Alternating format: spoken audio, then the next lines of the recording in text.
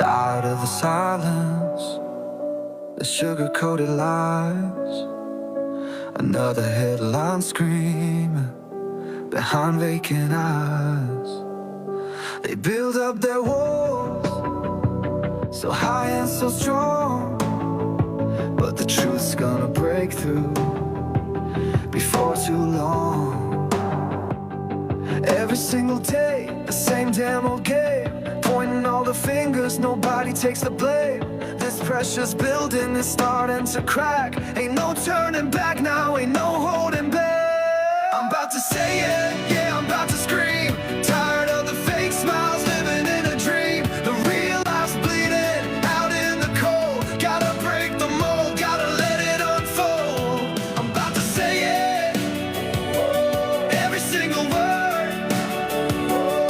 The uncomfortable truth finally gonna be heard. I'm gonna say it. From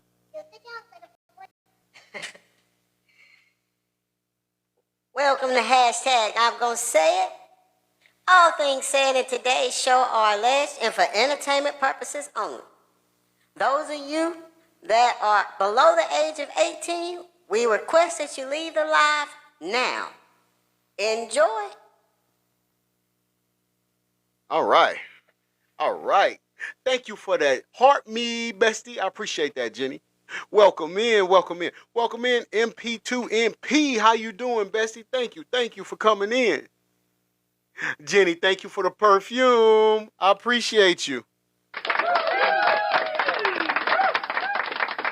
We have a lot to unpack today. I know you probably thrown off by it being Sunday and we having a show, right? I get it. But listen, let's go ahead and move on because I'm trying not to keep you all for too long. I know how that could be. So let's start with this.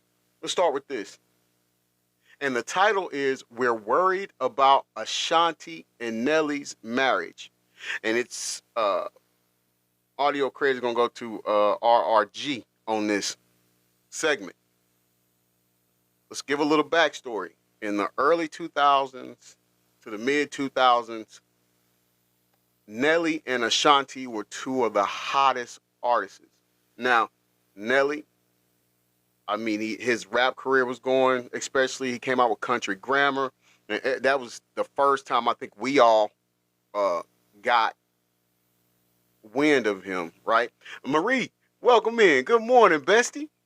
How are things going your way? So he not only was he a successful music artist, but he had started his own entertainment company called Dirty Entertainment, as well as his clothing line called Vocal. That was pretty popular in the early to mid 2000s.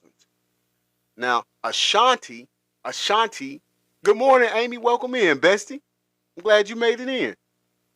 Ashanti, she was successful in her own right. Now, you would remember her from being with, thank you for the daily heart me. I appreciate that, Amy. And MP2MP, I appreciate it. Let's give it up to MP2MP for becoming number 34 fan in the fan club. We appreciate the love and support. Yes, we do. Thank you so much. Thank you. She was with Merc Inc. record label. Now, that's not the name of it, so don't go look for that. It's just, we have to watch our words here on the platform. But she was part of a group or the record label, Merc Inc. A lot of the songs that she is noted for, it was her and Ja Rule singing on, right? But she was her own thing, right? And of course, she is the one who, Adrian, good morning. Good morning. How you doing, bestie? She's the one that, give me a minute.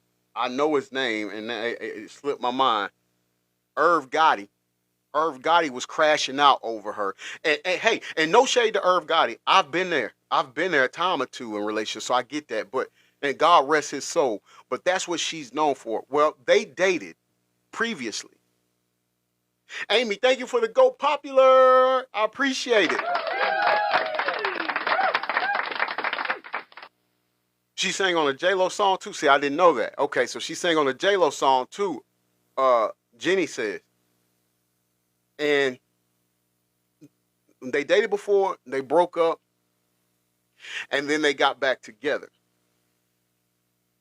Now, I'm not one to judge anybody's relationship, but some people, I guess, that are in their camp or family members of theirs, well, of hers, I should say, and just some people amongst their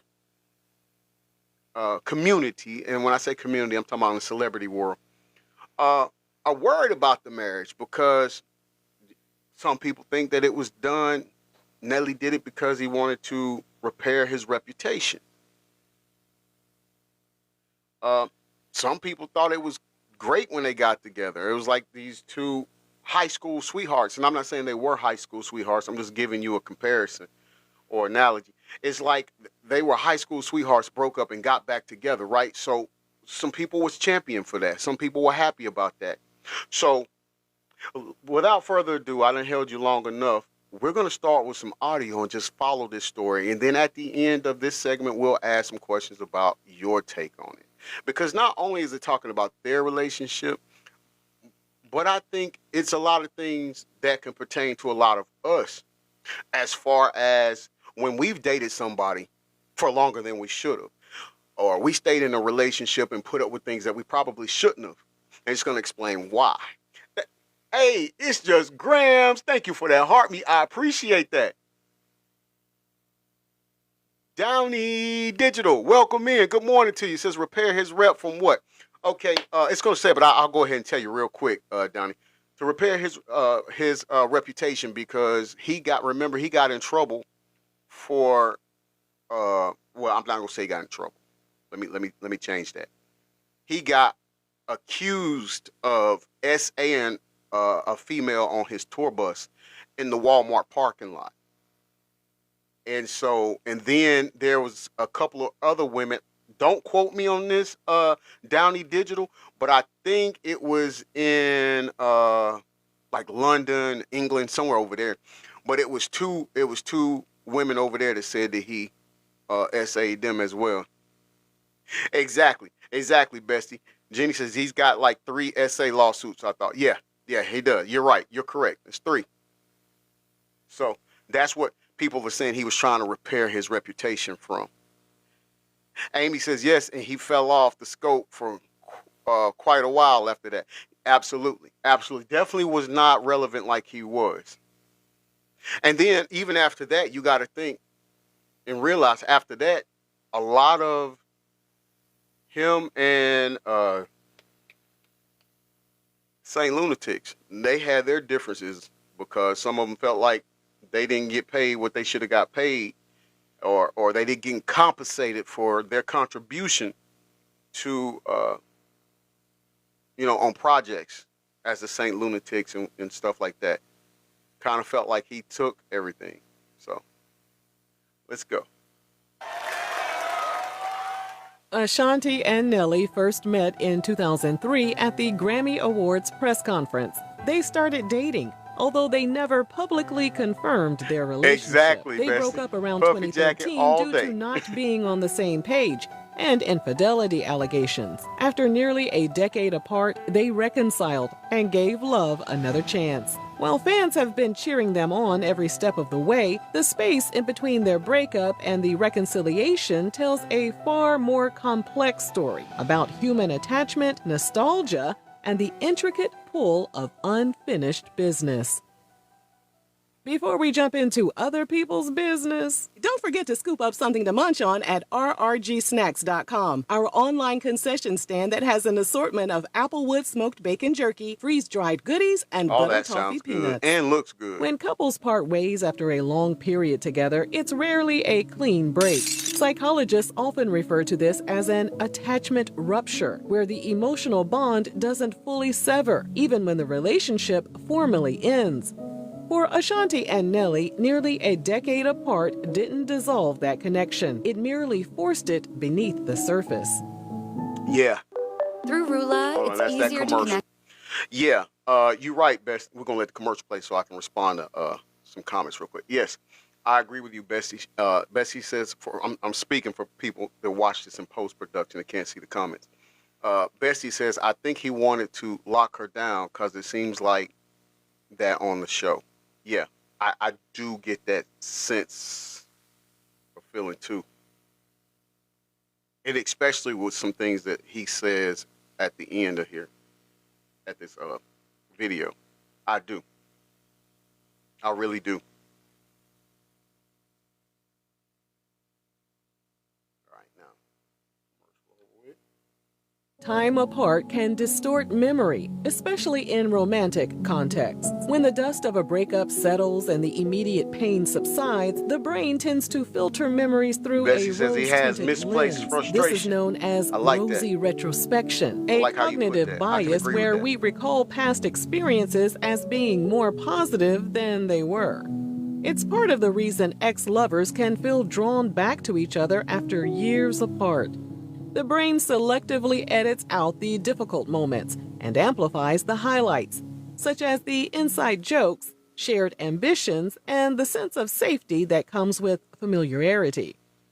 That's the part I was saying that I feel like we could all, at some point in time, can identify with. Like we've had a relationship or been in a relationship or relationships that weren't or may not have been the best for us, but we still stayed, right? Because it was something about that person, like you said, like it's almost like you shared an inside joke with them, and only you two understood it. It was like, you know, even though a lot of the bad stuff happened, you overlooked that for the good part, and that's what this is one of the parts I was talking about. I think we could identify with.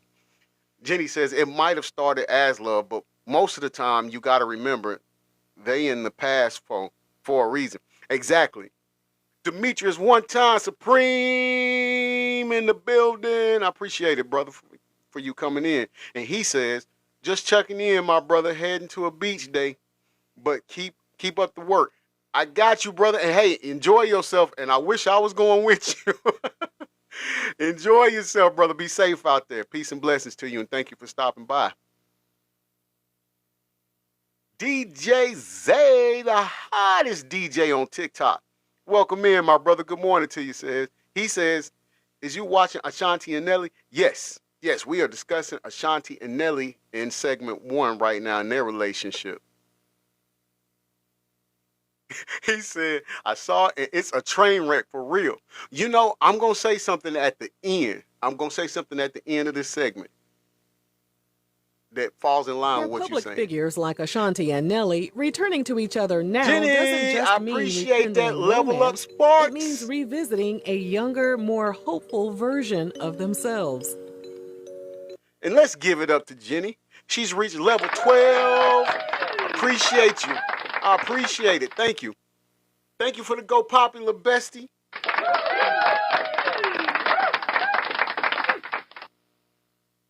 Thank you for sharing out that live, Amy. I appreciate that support. Jenny, thank you for the community fest and the summer sun. I appreciate it. And the Scarab. I'm going to get it right. I'm going to look it up. I'm going to say it right next time you send it, I promise. Thank you for the gifts. I appreciate it. I love you all. Thank you. Psychologically, this can be risky because old patterns rarely disappear just because time has passed. Facts. Unless both partners have done the work to understand why things fell apart in the first place, they're prone to unconsciously recreate the same dynamics. Now, let's take a trip back to October 2017. While in Washington on tour with Florida Georgia so Line, funny. Nelly was taken into So I said custody it just to after hear a you say that. 22-year-old college student named I'm trying to Monique get it. Green accused him of taking advantage of her in his tour bus while it was parked in a Walmart parking lot. The woman Hold on, let's October go back. 2017. While in Washington on tour with Florida Georgia Line, Nelly was taken into custody after a 22-year-old college student named Monique Green accused him of taking advantage of her in his tour bus while it was Melissa, parked in a good morning. Walmart parking lot. How are The you? woman said that after the alleged act was committed, Nelly pushed her off the bus and threw $100 at her in the parking lot. Let me pause right there. So she alleges that after he SA'd her on his tour bus in the parking lot of Walmart, he threw her off the bus and threw $100 at her. Now, listen. In a song, and I can't remember which one it was.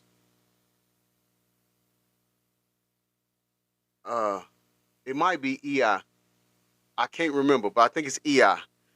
But he has a lyric in there where he says he's in a hotel, basically, they at the presidential suite or whatever in the hotel, and he says he got a room and he kicked the girl out that's with him. He kicked the girl out of the room because she used the word ours. It just kind of gives you insight on how his arrogance, cocky attitude, his poor demeanor towards women is. Jenny says Nelly has a gambling problem. At least it seems that way on the show. You're right. Oh, Adrian. Okay, so it's country grammar. Okay, what's it, country grammar? Oh, okay. I'm not sure. Okay, it's one of them. But y'all know what I'm talking about, right?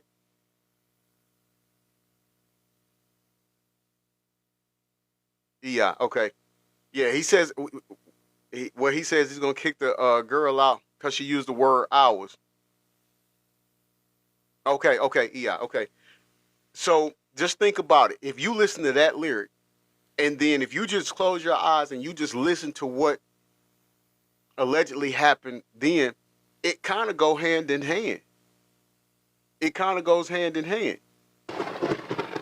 Despite being in a long-term relationship with Chantel Jackson at the time, Nelly admitted to cheating on Chantel by having unprotected, consensual Jenny says relations it's not too with the far off. alleged victim. No, According not to at all. TMZ, Nelly stated Monique was the one who got upset because she thought he was involved with one of his dancers, who was also on the bus at the time. Nelly was released a few hours later without charges being filed. Prosecutors later issued a statement saying they wouldn't proceed with a criminal case because Monique decided not to cooperate. She later... Again, somebody else in the music industry just got off with a lot of charges, right, that they should have been charged with. What this goes to show us, as we've stated before, it's no longer about guilty or innocence. It's about rich and poor. Right? And they pay these people off not to say something or not to go forth or proceed with lawsuits and stuff like that. And then these people have no charges on their record. They have no convictions on their record. It's just all swept under the rug, and these people get to go on about their merry way. And I believe this is what allows them to continuously perform the same pattern of behavior. You get me? later filed a civil suit for damages, and her court filings included allegations from two anonymous women in England who claimed the rapper groped them and acted inappropriately toward them in 2016 and 2017. Nelly and Monique settled their lawsuit in September 2018. While the terms were made confidential, Nelly's lawyer told TMZ that no money was exchanged as part of the case's dismissal. Authorities halted an investigation into the case of one of the English women Adrian, it's who okay. accused Nelly of assaulting her due to her failure to testify. Hey, look, we all just try to get it right. All right, this feels almost illegal to know, but our windows Hold were on. so old. It's a commercial again. Now, Nelly's past behavior tells a revealing story about his psyche and raises serious questions about whether Ashanti should feel secure in this relationship. When you look at the multiple accusations of sexual misconduct, the admitted infidelity with a stranger on a tour bus, and his consistent deflection of responsibility, a clear pattern emerges. Even if some allegations were never proven in court, it's the repetition that is concerning. The fact that Nelly was in a long-term relationship with Chantel while all of this unfolded makes it more unsettling. Rather than working to repair the trust he violated, he ended the relationship without any visible sign that he had done the difficult work of confronting his behavior. Psychologically, this pattern of avoidance can reflect an avoided attachment style, where intimacy feels threatening and withdrawing becomes the path of least resistance when conflict arises. And we're not even going to get into his past arrests related to substance use or the other long-standing rumors that have surrounded him for years. If you're interested in all those details, you can watch the previous video linked in the description box. I'm not sure what the other details are, or the other thing. Nelly put Chantel out of her misery by ending their 7-year relationship in the summer of 2021. In September of that same year, Fat Joe invited Ashanti to perform some of their hits said Nelly during been his dragging versus Ashanti battle for against his bad Ja behaviors Rule. and One throwing thing it Fat in her Joe face. forgot to do was to let Ashanti I know don't that watch he the had show. I invited didn't know Nelly that. to the battle as well. Toward the end of the online event, Nelly almost broke a hip trying to get over to Ashanti. She later told the Angie Martinez show that it was the first time she had seen or spoken to Nelly in almost 6 years, making for a very awkward moment for her. At the time, Ashanti wasn't interested in getting back with him. She told Angie Martinez that she was in a new relationship with someone else and was very happy. 2022 rolled around, and on February 8th of that year, Nelly accidentally uploaded an intimate video of himself getting some sloppy toppy to his Instagram story. That sounds a lot like Shay Shay to me. He quickly deleted the footage and said in a statement to TMZ, "I sincerely apologize to the young lady and her family. This is unwanted publicity for her, them. This was an old video that was private and never meant to go public." 6 days later, which was Valentine's Day, Nelly and Ashanti linked up in Las Vegas for their first official date. While some might see this as a romantic gesture, others would argue it was an unsettling pivot from public scandal to rekindled Amy says, I heard love. she needs to get away from him. Psychologically, this jump from the intimate video being honest. posted to him meeting Ashanti for their first date suggests a man who either compartmentalizes his life so effectively that he doesn't connect consequences to his actions, or someone who uses big romantic gestures to distract from his missteps. This is sometimes referred to as crisis bonding. When a person feels exposed or humiliated, they may instinctively pull someone close to reassert control over their public image and soothe their own anxiety. For Ashanti, stepping back into his orbit at this particular moment is equally complex. There's a possibility she felt compelled to appear unbothered by his messiness to signal that she was above petty judgments and fully committed to starting over. But it also raises an unsettling question. Why would anyone choose to begin a reconciliation in the immediate aftermath of such a humiliating controversy? From there, they performed at several events, and in May 2023, a source confirmed to Entertainment Tonight that they had officially reunited after nearly a decade apart. Another insider told People magazine that the couple was taking things slow, even though just a year earlier, Ashanti had shared that she felt ready to settle down and start a family. Ashanti got pregnant, and they secretly tied the knot in December 2023. Nelly told the Bootleg Kev podcast that he decided it was time for them to get married because he didn't want Ashanti to be a baby mama. He added, because we already knew where we were in life. If we're back Jenny like says this Amy, must be what he it's said he ain't supposed to be. taking care of the child until he's 3. On the surface, this could sound practical or even protective, but psychologically, it reveals deeper concerns about the quality of their bond. Secure attachment in adult relationships is marked by expressions of affection and emotional responsiveness. When a person describes a significant commitment without referencing love, security, or closeness, it can indicate avoidant attachment, where individuals are uncomfortable with deep vulnerability and prefer to frame decisions in detached terms. Nelly's reasoning was almost entirely about optics, since he wanted to ensure that Ashanti wasn't viewed as a baby mama. When individuals make choices to avoid shame, like worrying about what others think of a partner having a child out of wedlock, those choices are inherently defensive rather than wholehearted. This doesn't mean Nelly doesn't care about Ashanti. However, the absence of emotional language such as love, respect, or joy raises concerns about whether the relationship was rebuilt on a strong foundation. Marriage should not be a strategy to manage perceptions. It should be a choice rooted in mutual devotion and clarity. Otherwise, it risks becoming a transaction rather than a partnership, one in which both parties may later feel unseen and unfulfilled. Never sue the other driver after a car accident. So what do you all think thus far? Do you think she does need to head for the hills? Do you think she does need to leave? It's not over yet, but I'm just seeing where your thoughts are so far. Alma, how you doing? Alma says, Nelly said he married Ashanti because he didn't want her to be Jenny a says, baby yes, mama. he's not going However, to get it any better. decades ago, he That's had true. no issues about fathering 2 children with his then-girlfriend. His daughter Chanel and son Cornell were both born long before he ever considered putting a ring on anyone's finger.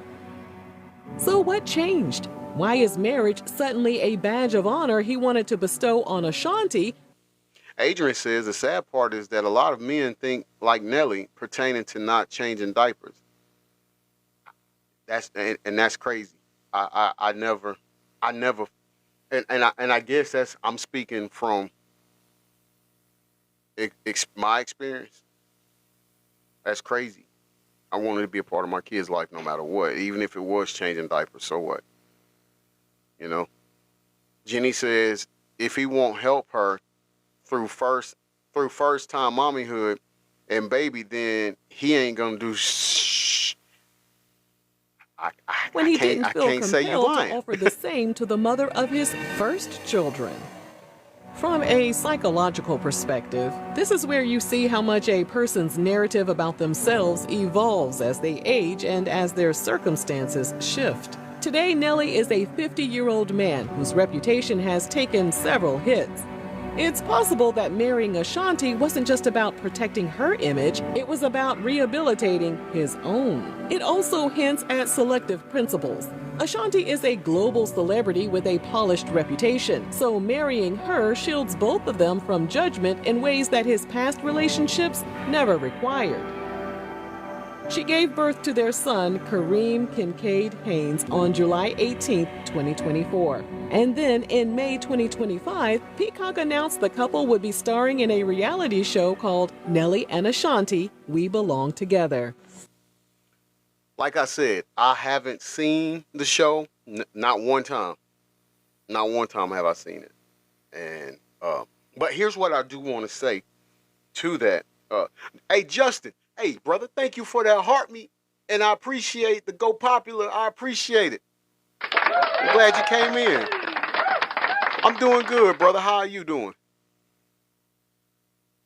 I'm going to speak from Bobby and Whitney's experience. I feel like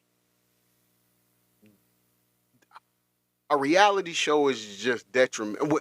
When you are of the status that these two are, a reality show is just detrimental to the relationship in itself. And again, that's just my personal opinion. And it's also from just seeing what Bobby and Whitney went through. Like, I wouldn't, some people who are celebrities don't even let you know who they're dating. They don't want the word out on who they're dating. In hopes of protecting the relationship. And I think that's a good thing to do, because once it get out in the public eye who you're dating, not all the time, but a lot of times you set yourself up for failure. Bessie says you are literally throwing gas on a fire with with TV shows, right? And that's what I'm saying. Yeah, exactly. Like, it's just something I just wouldn't recommend it. Chrissy, how you doing? How you doing? Chrissy says, hey fam, I'm still recovering from fireworks, but I'm here to show love and support. Hey, I appreciate it, and thank you for that heart meat. I appreciate that, Chrissy. I know it's rare. Typically on Sundays we wouldn't have no show, but we didn't have church, and some things were coming in. So I hope you all can rock with me. We got 4 segments today. We're going to try to get them in, the 4 segments. But, thank you for the community fest, Chrissy. I appreciate it. Hey, Pink Tech, I see you came in. How you doing? Yeah, I just wouldn't. I think that's a bad look. Me personally, I wouldn't want to do that. Stop. Yo, our new show is coming out soon. You enjoying your weekend? I hope you're Our taking new a break show and is resting. coming out But soon. knowing you, probably still on the go. It ain't as raw as this. Put your phone down. No, Hang up. I'm not hanging up. Hang shit. up. I On the will say that's surface, funny. a couple signing up for a reality show may seem like an innocent and even fun decision. However, if you scratch beneath the surface, more complex psychological and relational dynamics you are are usually resting. at Okay, play, I like that. especially for public figures I'm with glad. extensive histories. According to psychologists, publicizing your relationship can be an unconscious attempt to said, solidify "I'm or always on the prove go." its legitimacy to the outside Good morning, world. Patty. In Welcome other in. words, Welcome if to people hashtag see I'm gonna say it it. must be real. This is sometimes called performative Pull you up a intimacy, seat. where the couple's bond becomes the kind of performance they hope will convince themselves as much as their audience. So while fans might see the reality show as proof they finally found their forever, psychologists would caution that public exposure is as likely to fracture a relationship as it is to strengthen it. And that makes the choice to televise your love story less about confidence and more about a need for reassurance. As soon as the show premiered in June 2025, the cracks in their marriage were more than obvious. Car insurance used to stress me. Hey, like I said in the beginning, like I said in the opening, no shade to Nelly, no shade to Ashanti. I mean, I've had those relationships where I probably overstayed. I stayed longer than I should have. And I'm sure I have some ex-girlfriends that probably felt the same way. I am in no shape, form, or fashion an easy person to deal with. I know that now, but back when I was younger, I didn't care about that. We went tour, so no shade to them, but I'm gonna hold that. I'm gonna hold that till after it's over with. Then I'll say that last part. Show documented Nelly grappling with the decision of whether to perform at Donald Trump's 2025 inauguration. Viewers Chrissy says, quickly "My husband noticed always that changed his diapers. He didn't deliberation do seemed to feedings focus almost because entirely solely on his own nursed. ambitions I understand and the that, chance yeah. to be part of a historic event, rather than considering how his Then he wife said, "What felt kind of about it." 50-year-old man behaves Meanwhile, like it was that?" clear that Ashanti Good and her point. mother disagreed with the idea. Still, Ashanti appeared to be putting on the face of a supportive wife, even as her body language suggested hesitation. They asked Big Head to perform for the inauguration. This is very emotional for me. My dad was heavy into civil rights. He marched on Washington. You ain't talking about divorcing me or no shit like that. Because I'm doing it. You doing I it? talked to you 2 seconds. Yeah, I'm doing it. Psychologically, this kind of dynamic can quietly damage a relationship. When significant decisions sure are treated did, as Jenny. individual pursuits rather than lies shared detected. choices, it reinforces emotional distance. Over time, partners may start to feel unheard, unseen, or like their values don't carry equal weight. This pattern, where one person prioritizes their goals while the other suppresses their discomfort to keep the peace, often breeds quiet resentment. And when that resentment goes unspoken, it rarely stays buried for long. In another episode, Nelly openly shared that he planned to be a hands-off parent until their son was old enough to communicate his basic needs. I said, baby, I give you the world. I just ain't changing no diaper. Oh my God. It's just the baby. It's a lot. Oh my God. It's just the baby. It's a lot. Well, listen, it's all you. I ain't gonna even lie. You know, I ain't got nothing for him. Absolutely not, I know. Until he can say, I'm hungry. Good comment. Jenny says, I feel like he wanted to do that show to justify his greed. Just be real. You needed the money. Hey, you know, you come out better. Until he can say, just being honest. I need to use the bathroom. It's gonna be a lot of your lap. But as soon as he started walking, I told him, I said, enjoy. Because as soon as he get to walking and talking, he with the crew. Some might argue that at 50 years old, Nelly is simply exhausted by the demands of caring for an infant, especially since his older children are already adults. But to many, his attitude came across as dismissive and insensitive. By framing the newborn phase as entirely Ashanti's burden, he effectively distanced himself from one of the Adrian most says, I think he did the critical periods of inauguration for that, bonding in a for child's that development, reason. and no amount of money or hired help can change that. That very well could be right. Psychological. Hold on 1 second. Amy says Ashanti hasn't made any music either, correct? No, not that I know of. No, she hasn't. Not as of late. Not as of late. But now I don't know what she invested her money into. Like I said, I know he had a clothing line. He had his own entertainment company. But I don't know if he mismanaged or didn't. But I'm not sure. This dynamic is damaging on multiple fronts. For Ashanti, taking care of nearly all the early caregiving responsibilities can create feelings of isolation and resentment. New mothers already face enormous pressure to do everything right, and when their partner steps back, it reinforces the idea that the work of raising a child is hers alone. This can erode a sense of partnership and leave her unsupported during a vulnerable time. For the baby, consistent nurturing and interaction with both parents are critical. According to developmental psychologists, early bonding lays the foundation for a secure attachment, which in turn affects a child's emotional regulation and sense of safety. When a father consciously delays involvement, it risks weakening that early connection.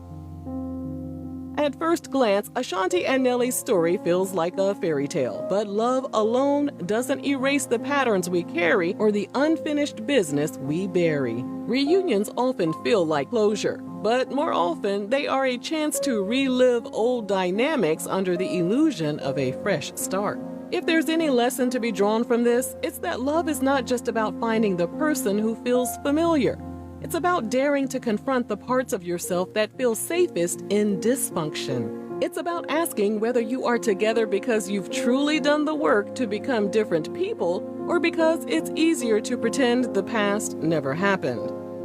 For Ashanti and Nelly, the years ahead will demand more than chemistry and shared history. They will require accountability, honesty, and a willingness to sit in the discomfort that comes with building something real. Because in the end, love is not proven by how loudly you announce it to the world. It's proven by whether you can meet each other in the quiet, unglamorous places where genuine connection is built. And if that work isn't done, all the nostalgia in the world won't be enough to keep this story from unraveling all over again. Wow. Okay. Let me say this. First of all, that's some great advice, even from a relationship standpoint. Hey, Deb, I see you this time. I see you this time, bestie. I'm glad you made it in. Hold on.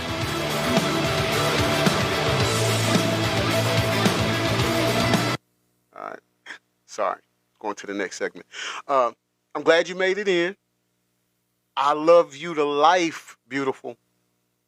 So just wanted to drop in and say hi. Can't stay. I got to take my grandson to his friends. All right. Be safe traveling, okay? And thank you so much for just taking the time to drop by and say hi. I appreciate it.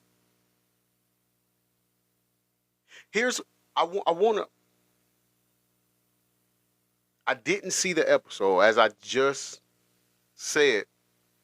You're welcome. You're welcome, Deb. Like I just said, I haven't watched the show, so I don't even know. I saw Jermaine Dupri and some other guys in there that I don't know. But and so I'm saying this off the cuff. I didn't watch it, so I don't know if they did or not. However, from what I saw, they didn't say anything about that. So to that, this is what I say. I am appalled that the men that were in the room with him when he said that, none of them stood up and said anything. Now, the other two, I don't know. They may not even have kids. So they kind of get a little leeway if they don't, because I don't know much about them. But I do know Jermaine Dupri has kids. And so for him to sit over there and not say nothing and laugh at that is an issue. I take an issue with it because, hey, even my unborn kids, the woman, and I won't say nothing because I don't know if she want me to, but she's in here. Her and I had a child, and she miscarried it. I still love that child, even though I never met it, even though we never had a chance to hold it. She never had a chance to give birth. I still love our child. So, and the others, right? And so, for a man that has a child to sit here and say he's not going to help change diapers, like, here's what I think. If you didn't like changing diapers, then you probably shouldn't have did what you did in order to make the baby. You see what I'm saying? Say, hey. Hey. All right. And because that encompasses all of that. Like, when a baby is young like that, or even as they're growing up, definitely as they're growing up, don't you know it's more beneficial for a child to have a mother and a father present? And so as a father of 8, as a father of some who weren't blessed to see life, I can't rock with Nelly on that.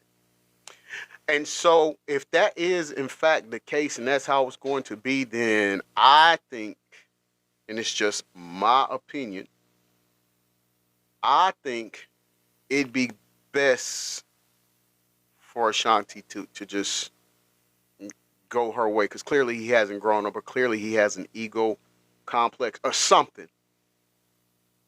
I just, because what if he gets older and he has no control over his bodily functions? He would like for his child to take care of him, even if that did mean having to change his depends. Right or wrong? Chrissy says, I'm a mom of 4. It's hard. I thank God for my hubby's help. And shout out to him too, to your hubby, because that's what a real man does. I mean, women, you all sacrifice your body to even carry a child for us. And those that are lucky and blessed to give birth and to see that child come into this world, how could you not want to? I don't know. Jenny says, Nelly should be ashamed of himself, and Ashanti needs to go back to New York and get around her support. I have to agree with you on that. I have to agree with you on that, 100%. I think so. That just doesn't cut it, right? Acting that way just doesn't cut it. Now, and if I'm not, I don't know. I'm not gonna say that. He may have been. I was gonna say, I don't think his dad was in his life, but he may have been. I don't know. Let's move on to the second subject, or second segment. And man, I think I can speak for us all when I say this. We still have some source of some sense of void there at the loss of Aaliyah. I think that we still just want people to have to face justice for her not being here. Now, I don't know her personally, but she seems like she had a great spirit.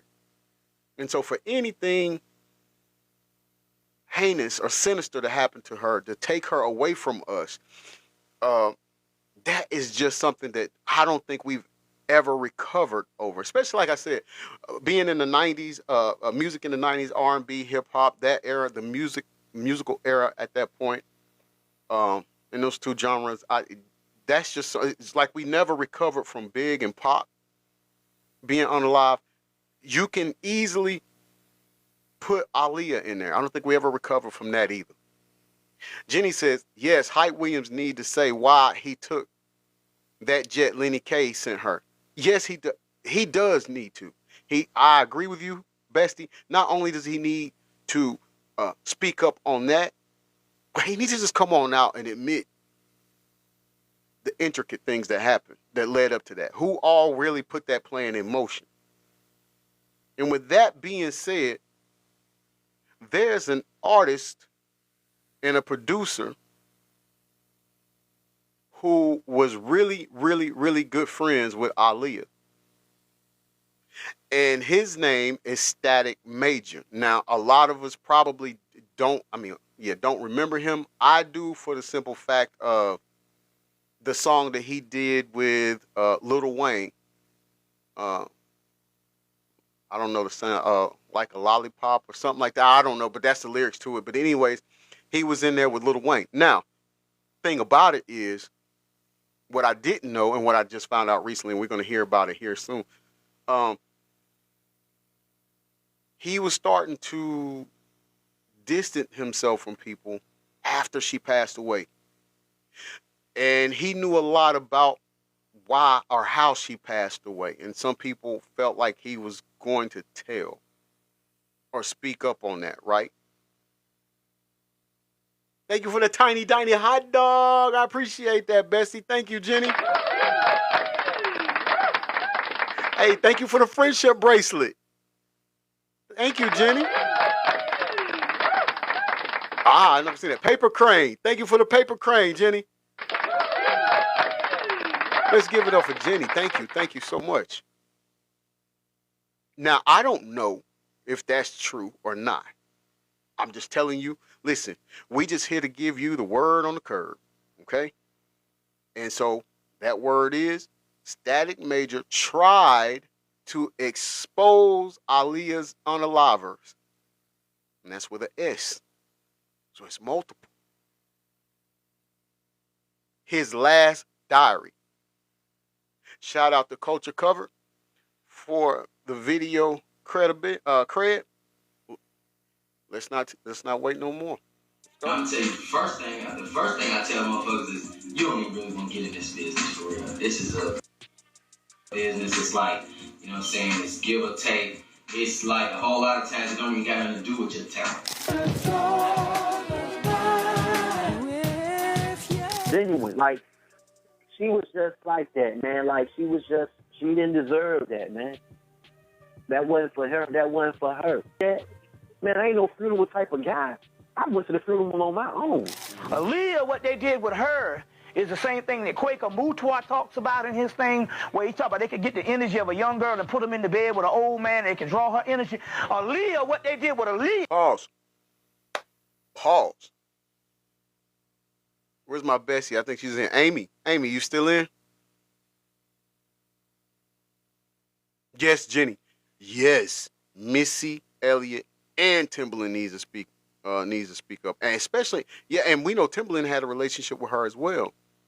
Amy, there you go, poor Aaliyah. Yeah, okay, that's what I'm looking. Amy, remember yesterday when we were talking about, I think you asked a question of why they do that in the industry, and I was telling you about the energy harvesting. Remember, Bestie?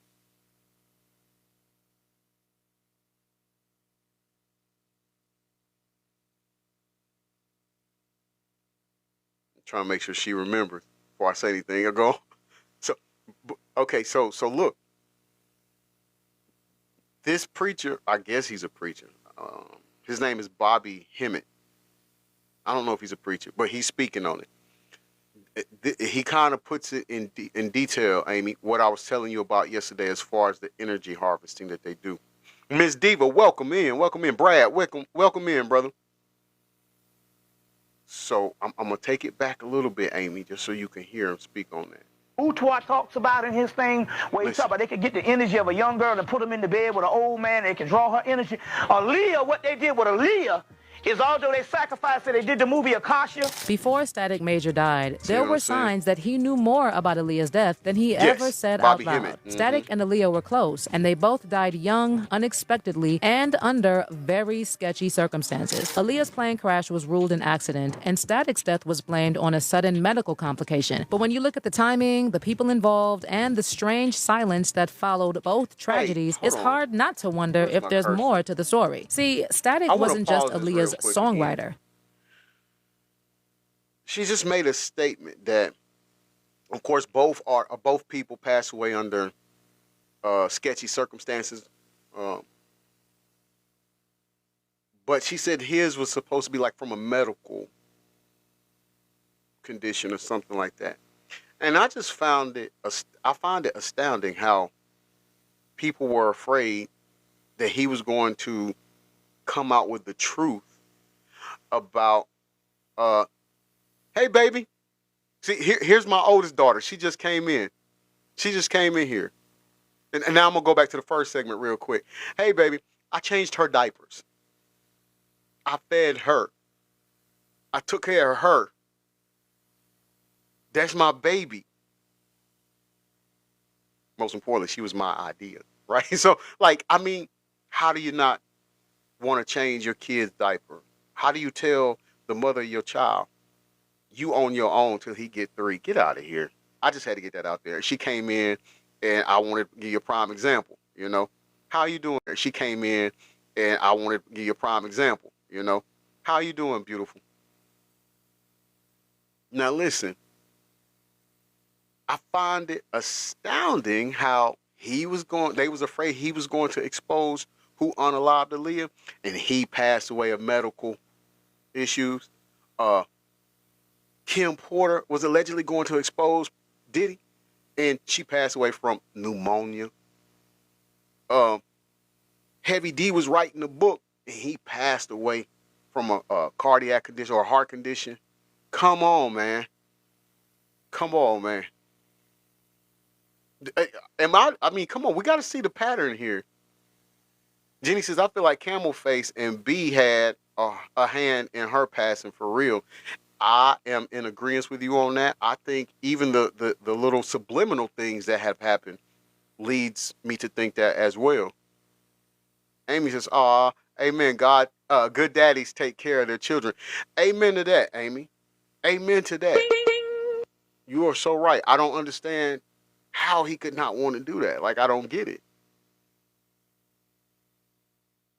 He helped shape her entire sound, that futuristic R&B that made her a legend. He was in the room when her biggest hits were made, and he was close enough to see what was happening behind the scenes. And after Aaliyah died, Static didn't move on like everyone else. He got quieter, more careful, and then he started dropping hints about the industry and how dangerous it can be for people who are too pure for that world. One of those crowns I have here. I should have known a commercial was coming up. Jenny says B wouldn't have been as big if she was still around. True. True. There's no, listen, the original B couldn't hold a candle to Aaliyah. And Aaliyah came natural. B had to have vocal lessons and machine boards to make her sound good in the beginning. Legacy to be. I've always said I think Kelly Rowland was better than she was in their group. I mean, I know you're 22. Yeah, pretty jump, but like if you could be like, hey, this is what I want to leave my mark as. I don't know, right now it's hard to say what I want my legacy to be, what I want people to say when I'm long gone. And that's how I was trained, and I want people to look at me as a full-on entertainer and a good person.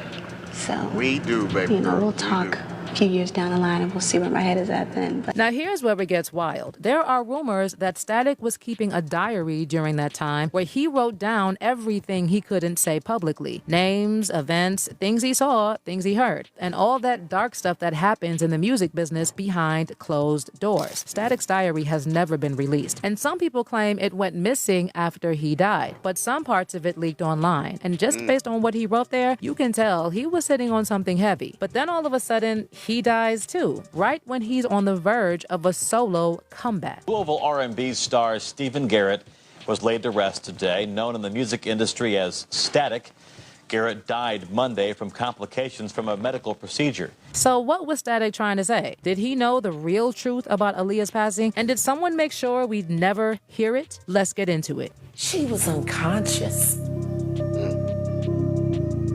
She didn't choose to get on that plane. Facts, Jenny. There were phone calls made. There are witnesses who signed NDAs. Why would you need to sign a non-disclosure agreement about a plane crash? So first, it's just Graham let's be says she clear was on who unconscious Static when they Major put her on actually that was, plane. because too many Exactly. people She sleep didn't on his even like name flying like like he was just another background writer. He wasn't. Static, born Stephen Garrett, was one of the most influential voices behind late 90s and early 2000s R&B. He was part of the group Playa, but his real impact came behind the scenes. He had that rare gift of not just writing catchy hooks, but shaping entire sounds. He had an ear for what was next, not just what was hot, but what was coming. I mean, a whole lot of y'all probably don't know, but you know what I'm saying? I'm responsible for, like, majority of the hits that came out, the big ones, your favorite ones, the last decade. I did Pony. I did Dirty South. Me either, Amy. I've never been a fan of hers. East Coast, Feel Me. I did Rock the Boat. I did It's So Contagious.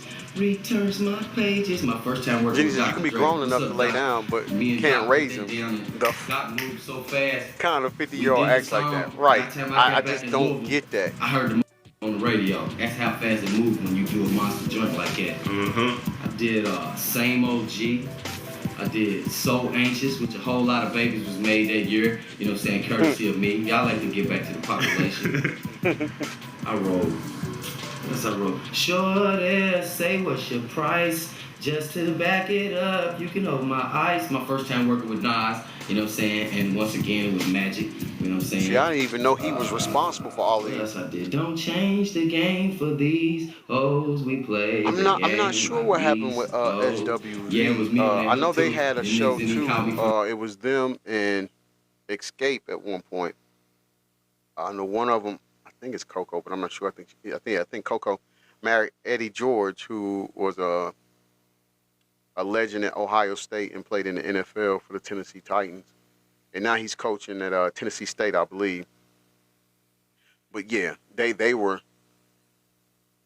good too. The video, but it's all good. Now, as for Static's connection to Aaliyah, she wasn't just someone he worked with. She was one of the few people in the industry he was genuinely close to. He co-wrote some of her biggest hits, including Are You That Somebody, Try Again, We Need a Resolution, and More Than a Woman. Aaliyah's cool vocal style matched Static's lyrics perfectly, and together they created something way ahead of its time. And that connection didn't end with music. People who were around them have said that Static and Aaliyah had a deep mutual respect. There were even rumors back in the day that Aaliyah and Static were more than friends at one point. According to Static's mother, Static and Aaliyah actually dated briefly in 1998 before deciding that they were better off as friends. Static's mom told The Source they were definitely an item. Aaliyah was crazy about him. He brought Aaliyah to my wedding. That was a big deal because her parents didn't let her go places. So when Aaliyah tragically passed in August 2001, it wasn't just a professional loss for Static. It hit personally. But here's the part that gets overlooked. Static didn't cash in on Aaliyah's name. He didn't ride the wave like so many others did. Instead, he started working more quietly, almost like he was being careful and trying to protect something. That's what makes what happened next so suspicious. After Aaliyah's death, something shifted in Static. He didn't disappear, but he wasn't in the spotlight either. He kept writing for other artists, huge names like Genuine, Truth Hurts, Brandy, and eventually Lil Wayne. In case you were wondering, that's Static's voice on the hook of Lollipop, one of Wayne's biggest hits. What was it like working with Static? Now, Static a beast, but you know,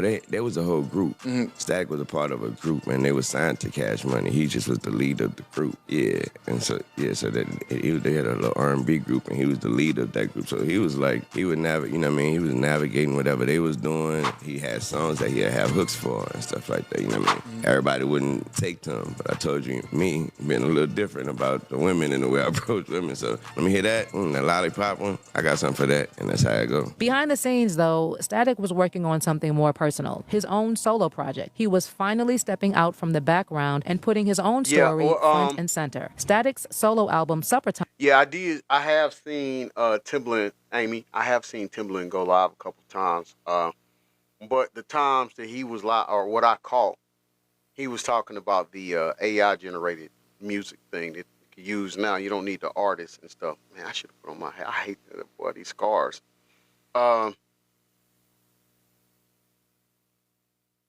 Yeah, he was talking about that, and people was some people were actually coming at him and saying that by him using the AI stuff to create music, he's stealing from he's basically robbing the game. He's stealing the game, you know, like taking food out of artists' mouths, because he's saying, well, now I don't no longer need a person to sing it. I can just put the lyrics into the AI thing and come up with a song, right? Yeah, he's looking very old. He's looking very old. But you know, and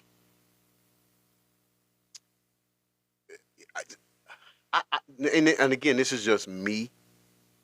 I think it gets to a point where because let's face it, these people got enough money to where they could keep up with themselves, and it can be just nature. I'm not saying that, but it can be just nature too. But I just think a lot of it comes from harvesting a lot of secrets.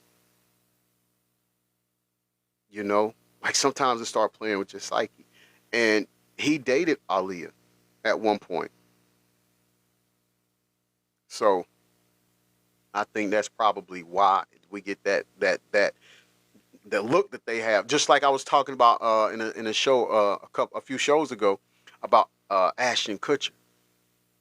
Like he looked, I mean, his cheeks were like sunken in. I'm like, ooh, just tell it, just let it out. Time was confirmed to be in development before his death in 2008, but it was never officially released. The project was reportedly close to completion, with some tracks recorded and ready to go. But after his sudden passing, the album was shelved indefinitely, and to this day, it remains unreleased. And it's unclear whether the full project still exists, where it is, or if it will ever see the light of day. But insiders who worked with Static on the project hinted that the lyrics weren't just about love or sexy time like the industry expected. Some of the unreleased material felt darker and more cryptic, and one track allegedly referenced Aaliyah's passing. On top of that, Static was also keeping notes and writing a journal, and people close to him said that he had plans to speak on what really happened, but was waiting for the right moment. But sadly, he never got the chance. On February 25th, 2008, Static walked into a hospital complaining of flu-like symptoms and shortness of breath. I'm just thinking. Flu-like symptoms, shortness of breath. Kim Porter, pneumonia.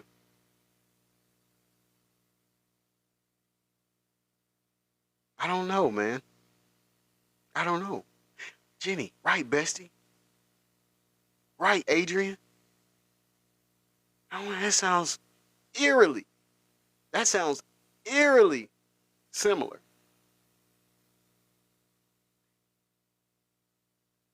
Heavy D went through the same. Exactly, Adrian. And all of these people basically knew information that other people in the industry were afraid that they were going to expose.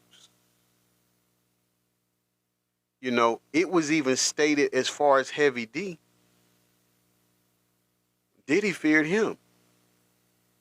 I heard that there was, if word got back to Heavy D, that Diddy was doing some stupid stuff, they said that Heavy D would grab Diddy by the back of his head and basically drag him into the office and close the door.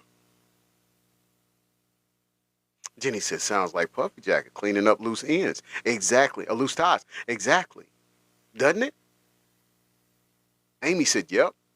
Adrian says, Aaliyah's passing hit me hard. I was a big fan. My oldest twin name is Shalia. See, Adrian, and that's exactly what I was saying before we went into this segment. It's certain people's passing, we can't even say unaliving, that just never heal. Aaliyah's one. Pac is one. Big is one. I don't care how many songs come out. I don't even care how good the songs are that come out today. It will never equate to those artists and the music that they made. It's almost as if we're hungry and we're going to be left starving because we can never have them back, of course. I mean, and even just to show you how selfish the industry is, as you saw when I posted, there's still reels of music that Pac and Big has that we hadn't even heard, and they won't release it. That's unfair to us. You get me? And just a few days later, he was dead, just like that. No autopsy report was ever made public, and there was no follow-up or any type of investigation. Yeah. Static was just 33 years old, and he is survived by his wife, Avanti Garrett, and 4 children. His family later filed a medical negligence lawsuit against Baptist Hospital East in Louisville, Kentucky. They eventually settled out of court, but the real cause of Static's death was never fully explained. And here's the thing. You don't have to be a conspiracy theorist to start noticing the pattern. Static Major wasn't the first person in the industry to die young, and he definitely wasn't the last. The music business has a long history of people passing suddenly under strange or unresolved circumstances. And that brings us back to Aaliyah. The official story of her death wasn't just shocking, it was suspicious. It was rushed. It was full of contradictions. And more than 20 years later, there are still many unanswered questions. Why was she even on that plane in the first place? Who authorized it? Why was she given a sleeping pill and carried on that plane? So according to one of the... It's just Grams. What did you say earlier? Wait, are you... If you're still in here, she may not be in here anymore. I'm not sure. Yeah, Prodigy from Mobb Deep choking on an egg. Stop it. Stop it. But he was about to expose Camel Face and a host of other people. But It's Just Grams was just talking about that. She just said that. The eyewitnesses, Kingsley Russell, Aaliyah refused to board the plane and went back to a taxi, complaining of a headache. But then someone from her team gave her a pill, and moments later, they carried her unconscious on the plane. Kingsley's family ran a taxi business in the Bahamas where Aaliyah was filming her last music video, Rock the Boat. And he witnessed Aaliyah's last moments. And just hours later, Aaliyah and everyone who boarded the plane were dead. The plane crashed after takeoff about 200 feet from the end of the runway. And while the official story is that the plane was overloaded and that one of the engines failed, there have been a lot of conflicting reports on what exactly happened. The plane, just after taking off for Florida in perfect weather, suddenly plummeted to the ground. Investigators now saying one of the engines apparently failed. Along with 8 passengers, Aaliyah, a young Brooklyn native and a talented singer and actress. Jeff Rosten is live in Times Square with more on her life. Jeff. And Aaliyah had a huge following not only here in New York City, but nationwide. Only 22 years old, this pop sensation was a popular singer. She was an actress in some movies recently. Welcome in, Denise. Welcome to hashtag I'm gonna say it. Fans asking, why her? Relatives in shock outside Aaliyah's home on the Upper West Side. The R&B star lived here at the Century, Central Park West and 63rd. She was on a small plane heading to Florida from the Bahamas, where she was shooting a music video. And while Aaliyah's plane crash was ruled an accident, plenty of people in the industry hinted that it wasn't random. Remember when Mary J. Blige called it a spiritual... Hey, hashtag I'm gonna say it, right? You shouldn't have to pay expensive out-of-pocket. You just stating facts. Amy said they were burned, and you know that place when the elevator go down. Like you said, they need to get right. They need to confess. You know what I'm saying? I was They need to scared to know repent. whether people know it or not, because God don't kill people. You know what I'm saying? Whether people know it or not. And I could go deep, but a lot of people I would have to really bring proof. You know what I'm saying? For what I learned. And she just was cut down in the prime of her life, and it's so unfair. And it wasn't time. You know what I'm saying? It I'm wasn't, not sure who that is. Sounds like Mary J, but I'm not sure. From what I know, Adrian said B wouldn't be where she is You if have to Aaliyah ask was still yourself here. why anyone Facts. would refer to a She plane stood no accident as chance. murder. Even if Mary didn't mean it literally, it's still bizarre she phrased it. It's funny. Yeah, so that was Mary J. Blige talking. I was correct. But what's funny is, not funny, but funny. They showed the picture of Mary J. Blige standing next to Puffy Jacket when they was talking about Aaliyah's unaliving. Just saying. Sometimes you just got to look at you. There's a picture within a picture that you got to look at sometimes. You get me? That way. Plus, you heard Mary say, from what I know, it wasn't supposed to go down like that. So what exactly did she know? And as they're saying that, they show another picture of Mary J. and Puffy Jacket. Sometimes you got to look at the picture within the picture. That's all I'm saying.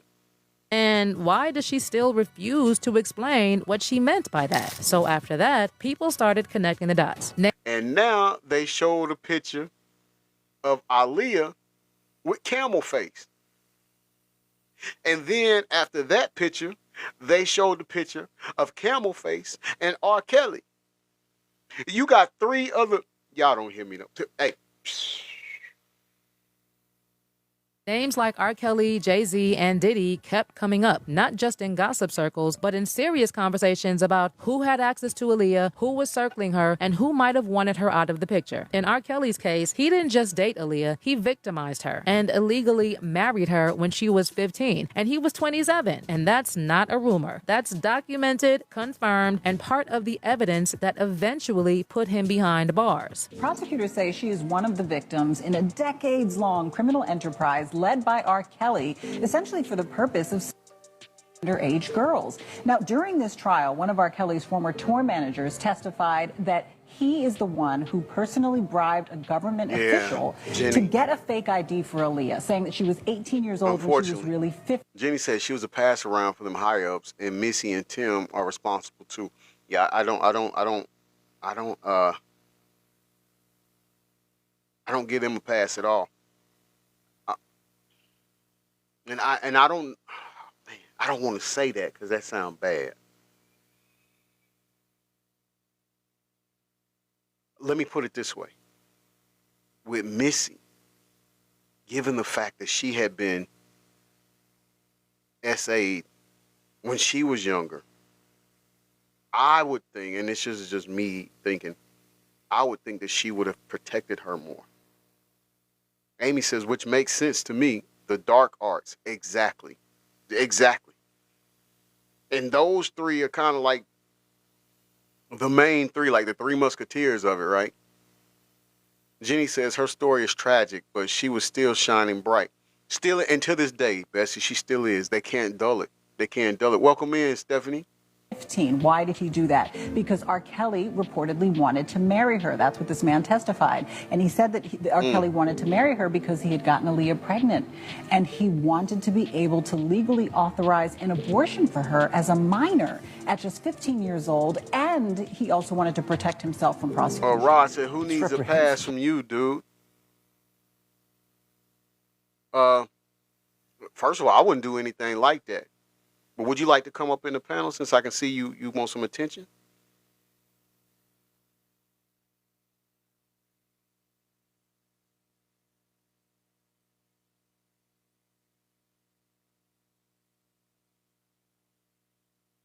You know what?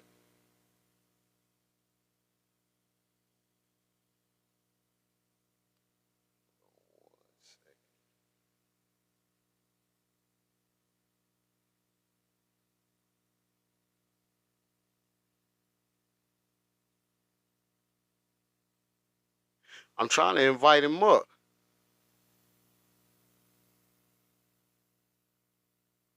All right, I sent you an invitation. Come on up.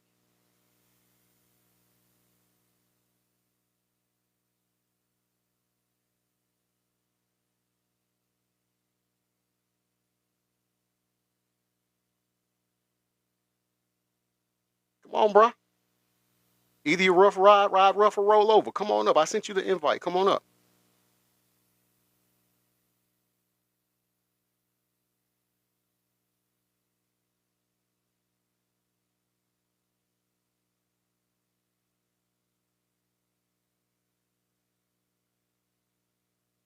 Come on, I'll give you a few more minutes.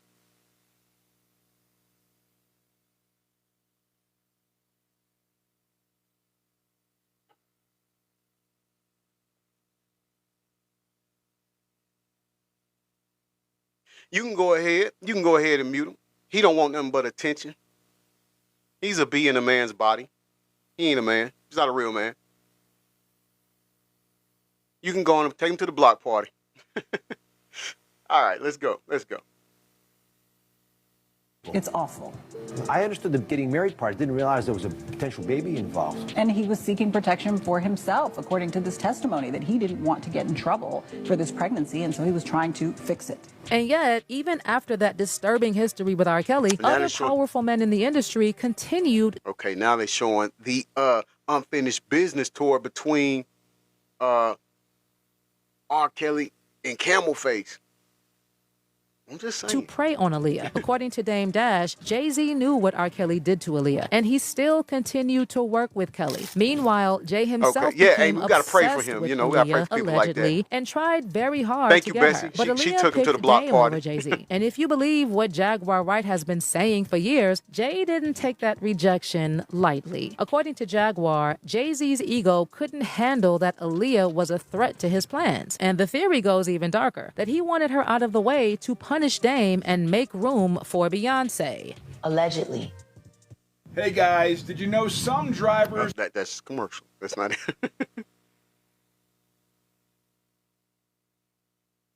Sean Carter is responsible for enacting Hype Williams to put Aaliyah on a faulty plane. Listen, I'm not. Look, I'm not a big Jaguar fan. And I do believe that she needs to provide receipts with a lot of stuff that she says. But I am one. I have to admit, I believe her on this part. To move her out the way as punishment for rejecting him, and so he could level up Beyonce, who was struggling. And then there's Diddy. Aaliyah attended his infamous all-white parties. We've actually had that picture. If my day ones will remember, back when we was still in the trenches and getting it out the mud and doing shows like that. Remember, I put the picture up where it was Dame Dash, Aaliyah. I can't remember who the other person was. Hold on. See if I can get a clearer picture of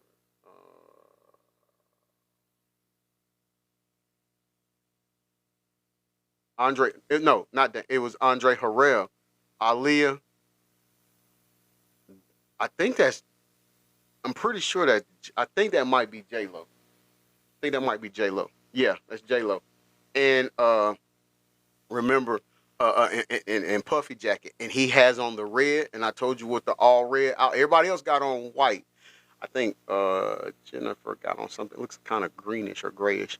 But Puffy Jacket's got a red shirt on. Remember, we talked about what that meant, right? And Jenny says Camel Face has connections, especially when he's part of the NFL and Maria B. Absolutely, got to.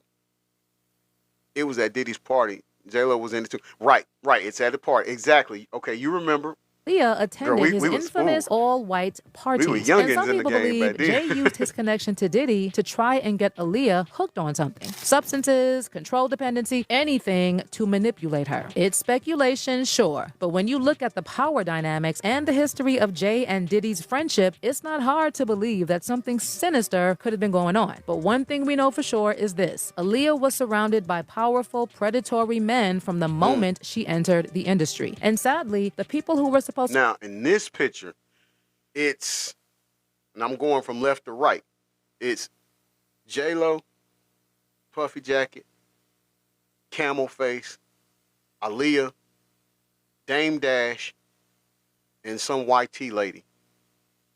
I don't know who she is. Beautiful, but I don't know who she is.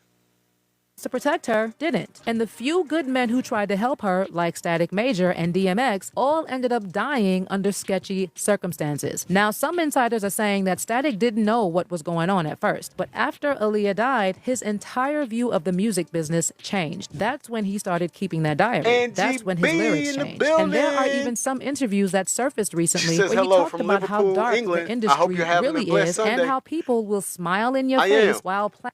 I am. I'm having a good Sunday. How about you? Jenny says they were literally fighting for her during that time.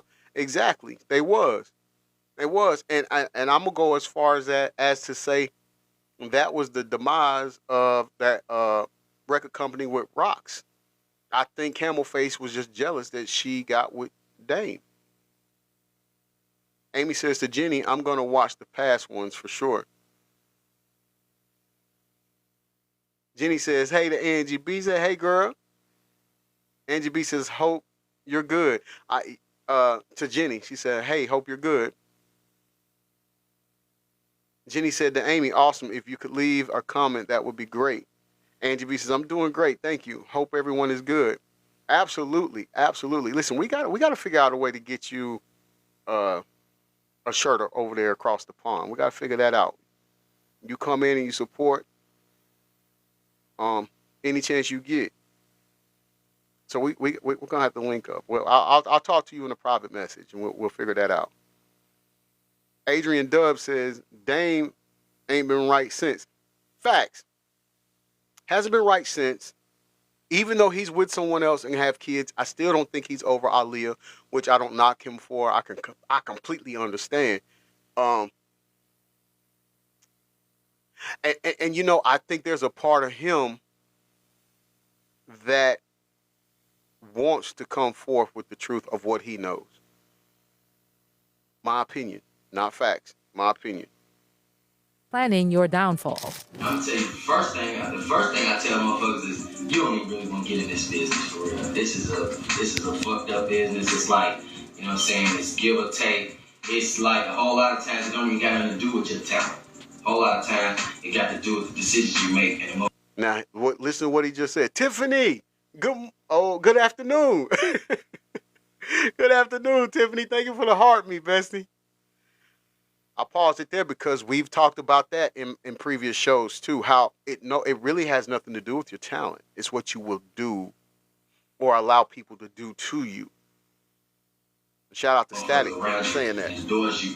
So if Static was trying to protect Aaliyah, or at least expose the truth after the fact, it would make sense why he was silenced too. But let me hear your thoughts on all this. Was Aaliyah's death really just a tragic accident, or was something darker going on behind the scenes? Did Static Major know the truth, and was he silenced before he could speak out? Leave all your theories in the comments, and let's talk about it. All right, that concludes segment number 2. Me personally, I think she's correct. I do think there's more to it. I think a lot of people think that. I don't think that we're wrong for it. Because if it wasn't, listen, if it was done, hey, shout out to Amy for using the special stickers. Thank you. I appreciate it. If it was nothing to hide, then we would have a more definitive explanation for her unaliving or her passing, right? And we don't. We don't. So, all right. So we're gonna move on. We're gonna move. I wish I could. Can I pin? Let's see. Am I allowed to pin that? I would love to if I can. Let me see if I can pin it. Yes, it did. Thank you, Amy. Thank you for using the special stickers. We're going to go to the third segment. Then we got one more. On this one, okay, it's Real Life. I don't know if any of you follow. I know, Jenny, you know about them. But Real Life Productions on YouTube is gets the credit for this one. But it's their attorney or their lawyer predicts the Diddy tapes will come out one way or another. Dark web and private buyer. Now, before we do that, Amy said, welcome. We need more good crew members for sure. Yeah, absolutely. Hey, if you in here, you like the content and you enjoy the show, please subscribe to the channel. Become a news crew member. You'll get a gold badge next to your name that says crew. That lets us know that you're part of the news crew. And you also get to use the special stickers just as you see Amy was doing. So if you enjoy the content, you like to support the platform, please, by all means, we invite you to subscribe to the channel. Thank you for the roses, Amy. I appreciate that, bestie. Jenny, look, Jenny used the special stickers right there. You see she's got the badge next to her name as well, see?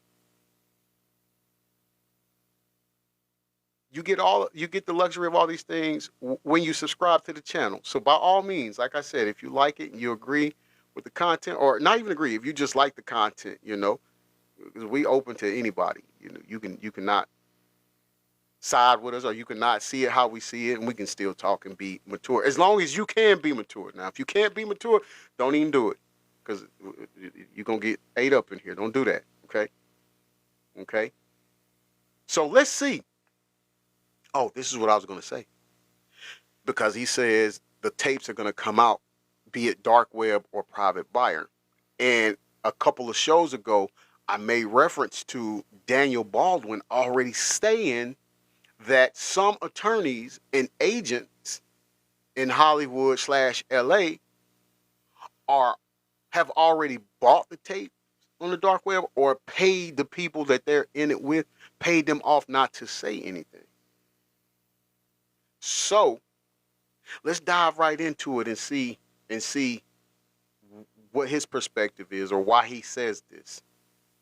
Either through the dark web or through one-sided consent of some sort, it's going to be released. Real life. There's certain... I smell it. I smell it. I see you cracking. See, Jenny says TMZ and Harvey had one of James' I'll tell you, I had a tapes. case where I had this young woman on the defendant when I was a prosecutor. And she thought she was ironclad. Ironclad. Really, I think I told this story. Really, I thought this was a throwaway case. Like, I really wasn't that interested in it. And so, but I did my work because that's what I do. And so I was thorough. And so I was going through my questioning. And she said something. Here's how to never have to worry about money after. We need to find out a way to email, to contact YouTube and say, implement a commercial countdown.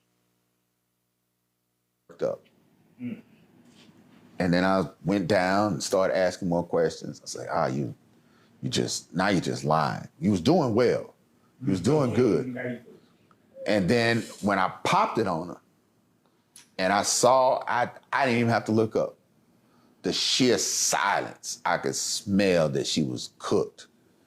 And I looked up and she was getting ready to cry and do all this other stuff. And so I just asked her one question. I said, the last 5 questions I asked you, you really didn't tell me the truth, did you? No. I said, Judge, I'm gonna take a break. I gotta go to the bathroom. I did 2 things when I did that. I showed that she was a liar and I showed that I have compassion as a prosecutor. And when I did that, I won the jury over. Because the jury usually expects prosecutors to be like they're on TV. Mean bastards who just, I'm gonna kill you, I'm gonna get you, I'm sending you to jail.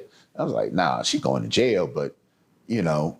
Oh, yeah, I know. Yeah, they want you to buy the premium. Help me because you're going to see that I'm just trying to do I thought the right about thing. doing that, but I don't know. Like I said, we'll see. So we use if it Diddy so was much. charged, why is not everybody else being charged?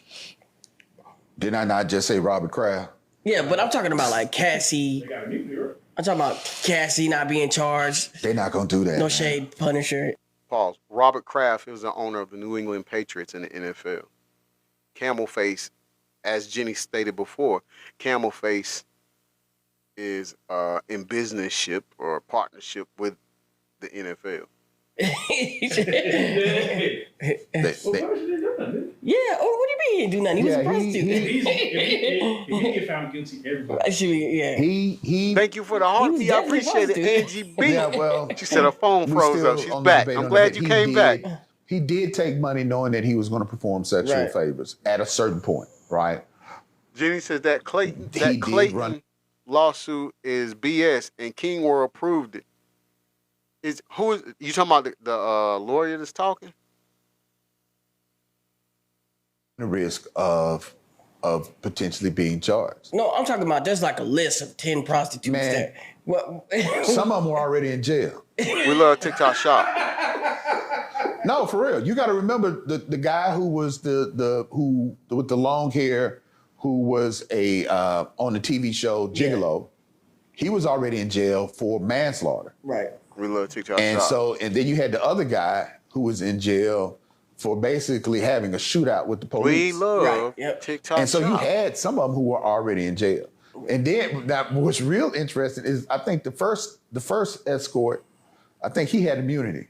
Right. But I think he was the one that was at the other party that Jane saw. Right. Like he had escort. Right. He's the real deal. Hand on the Bible. When you know you have to put your hand on the Bible and be like, I testify to tell the whole truth, and they don't make you do that. They don't do that no more. No. So that's just the movies now. Man, I am. You know what? That just goes to show that Rook is not a criminal. Right, I'm not. He is not a criminal because the last time he seen the inside of a courtroom was in the 80s. Jenny said they wanted to get those tapes from Diddy. That's why they raided him. Yeah, and that's been said. You're right. Some people have said that because they're on it. They didn't want the dirt coming out. Angie B says, I feel so sorry for Nathaniel Rubin. So sad. And Jenny said to her, it's terrible. Which I agree with you on that, Angie B. Welcome in, is that Nana? Welcome in. Brother, they don't make you put your... They don't do that? No. Oh, they okay. just make you... So welcome in, Z. Because I was going to say... Jane? No, because they just make you... Welcome in, Z. Because I was going to say... Jane? No, because most people... You going to jail or you going to hell. No, but most people at this point, man, don't even... A lot of people don't associate with any kind of religion. Right. So putting your hand on a book might as well be an encyclopedia. So why not have a lie detector up there? That's a mistake. Yeah, that's not electric God. That's not anything that you can use for sake. When did they stop that? They never. No. So what happens sometimes with lie detectors is that if I have a case and I feel like my client's telling the truth, skated past so many crimes. I might get my client if it were me, to do I'd be under jail for a real. lie detector. Oh yeah, holding as it up. part I mean, like of just holding a packet the whole jail that I'm up. giving to a grand Amy jury. said, "Yes, me too." Or to the prosecutor. Facts. To prevent my client from getting charged. Right. And saying, okay, hey, look, we went to someone, this is the evidence that my guy is telling the truth. Or my gal is telling the truth. They didn't do this, they weren't there, so forth and so on. Shout out to Jenny, love the special that stickers. works out and they do it, but usually it's in a pre-trial or even prior to them being charged. So going forward, do you think we're going to see more of these type of cases? Do you have your feelers out? Like, is there somebody you feel like could be next potentially? Good question. Good question. I think the next person who should be concerned should be the person who had Jane on their plane. Want to turn your book into an audiobook but don't... Who had Jane on the plane? Come on, man. Can I Google who had Jane on the plane? Will it come up and tell us? Man, come on, man. Kanye. Mr. West. All right, I just wanted you to see that my mouth was moving Adrian. and I was saying Shout other out to things Adrian, other than what was and you, Jenny. being said. I didn't say that. I have no idea who that is. I don't want to know who that is. And so this is for entertainment purposes only. However, I am a real attorney and I am the real life lawyer. So we'll leave it at that. But they should be concerned because the testimony that Jane made really was quite interesting. Can you refresh? I don't remember. So Can you refresh us? Jane said that she was upset at Puffy. Amy said all entertainment purposes so only. she had a friend. Exactly, bestie. Friend said, why don't you basically come with me and we'll go Oh, party yeah, that's right. She talked about that. said person. You're right. She talked about that during So the they trial. got on said person's plane. When they got to said That's party, right. You're right, Jenny. the same escort that was at Puffy's that had relationships with Jane and possibly Miss Ventura was there and doing similar acts. But it was a number of people who were watching these acts go on. That was interesting in the sense that if this is somewhat of a copycat or a similar deal, if I'm the feds, I'm finna get in trouble, man, because people gonna think I'm setting people up. But no, boy, go ahead and talk. Angie B says, I find it funny. The only people who have come to defend him are his lawyers. Out of everybody he knows, they are the only one. They got zero. I think the prosecution had 30-something witnesses. And you're right, Angie B. Zero. Nada. Man, honestly, that speaks volume. If there was a network, a sex network, in which basically the same escorts or the same people are being used to do multiple events for celebrities. That would have made more sense for the RICO, right? It would have. But a prostitution ring. Yeah. That would have made way more sense. Got a point. That is what I'm putting my prosecutor hat on. When I heard that, I was like, how my man Dion Cole do? Yeah. So you went there. Did you see anybody else you knew? Okay. But what's the difference? What you described, wouldn't that be similar to like a sex party? Like a lot of people do sex parties where they do acts in front of people. Best place to buy your needs. But what was Combs found guilty of?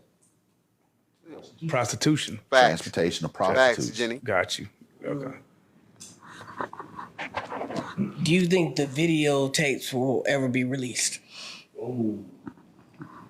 Do we live in America? He said, do we live? There's a dog poop. Because I will tell you, if you just pay attention to the testimony, there were videos on an iPad that the employees had access to, right?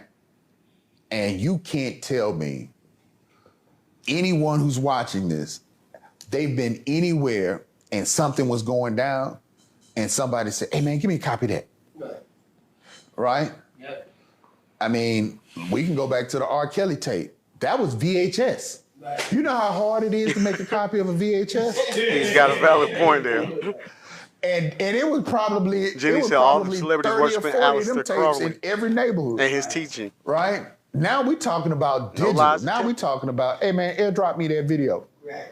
Right? Hey. Spread like wildfire. Exactly. Because I am pretty sure either through the dark web or through one-sided consent of some sort, it's going to be released.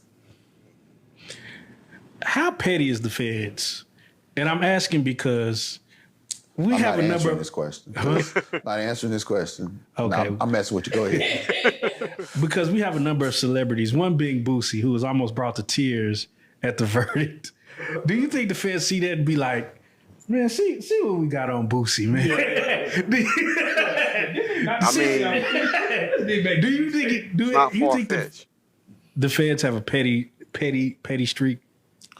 I'm not going to say that they have a petty streak, but I'm just saying that they will do their job vigorously. And I have seen them do things that made me say, man, like,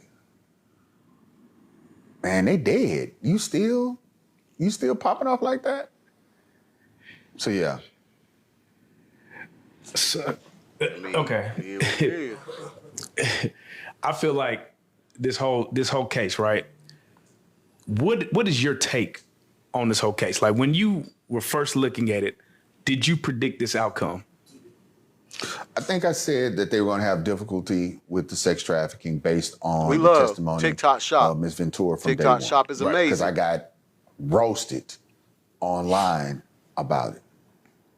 I said that the RICO was difficult, but I think they did touch enough. Because if you think about it, the RICO was the one that the juries came back with a question. Right. That was the question that they came back with. Right. Right. But they had to find at least 2 subsequent acts.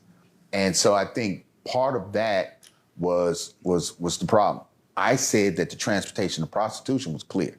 Right. Because of the first guy who came up, he was an escort. Subsequently, the other guy from the Gigolos, I don't know much about the other men. They could have been like the Punisher. They could have been dancers who just came up on a sexual come up. We love TikTok But there were Shop. several of those men who were just purely escorts, prostitutes. And to have them fly in, you're transporting prostitutes. All right. There we have it.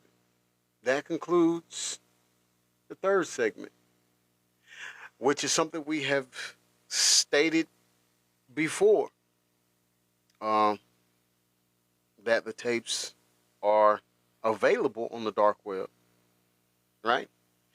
All right, y'all. Ready to go to segment 4. And given kind of what's that segment 1? Yeah, given kind of what we were talking about with segment 1 as far as being a father, this kind of goes hand in hand. And also it involves one of the people we've mentioned previously in this show, is Camel Face. Now, again, those who has been rocking with us since, the first platform, we talked about this particular situation. And it's about Raymir Shuttleworth, he's been asking Camel Face for a DNA test for the longest. And in fact, at one point, the state of New Jersey, one of the court, when he went to court, they told Camel Face to go down the hallway and submit his DNA for this paternity test, and he didn't. He walked out of the courthouse without submitting his DNA.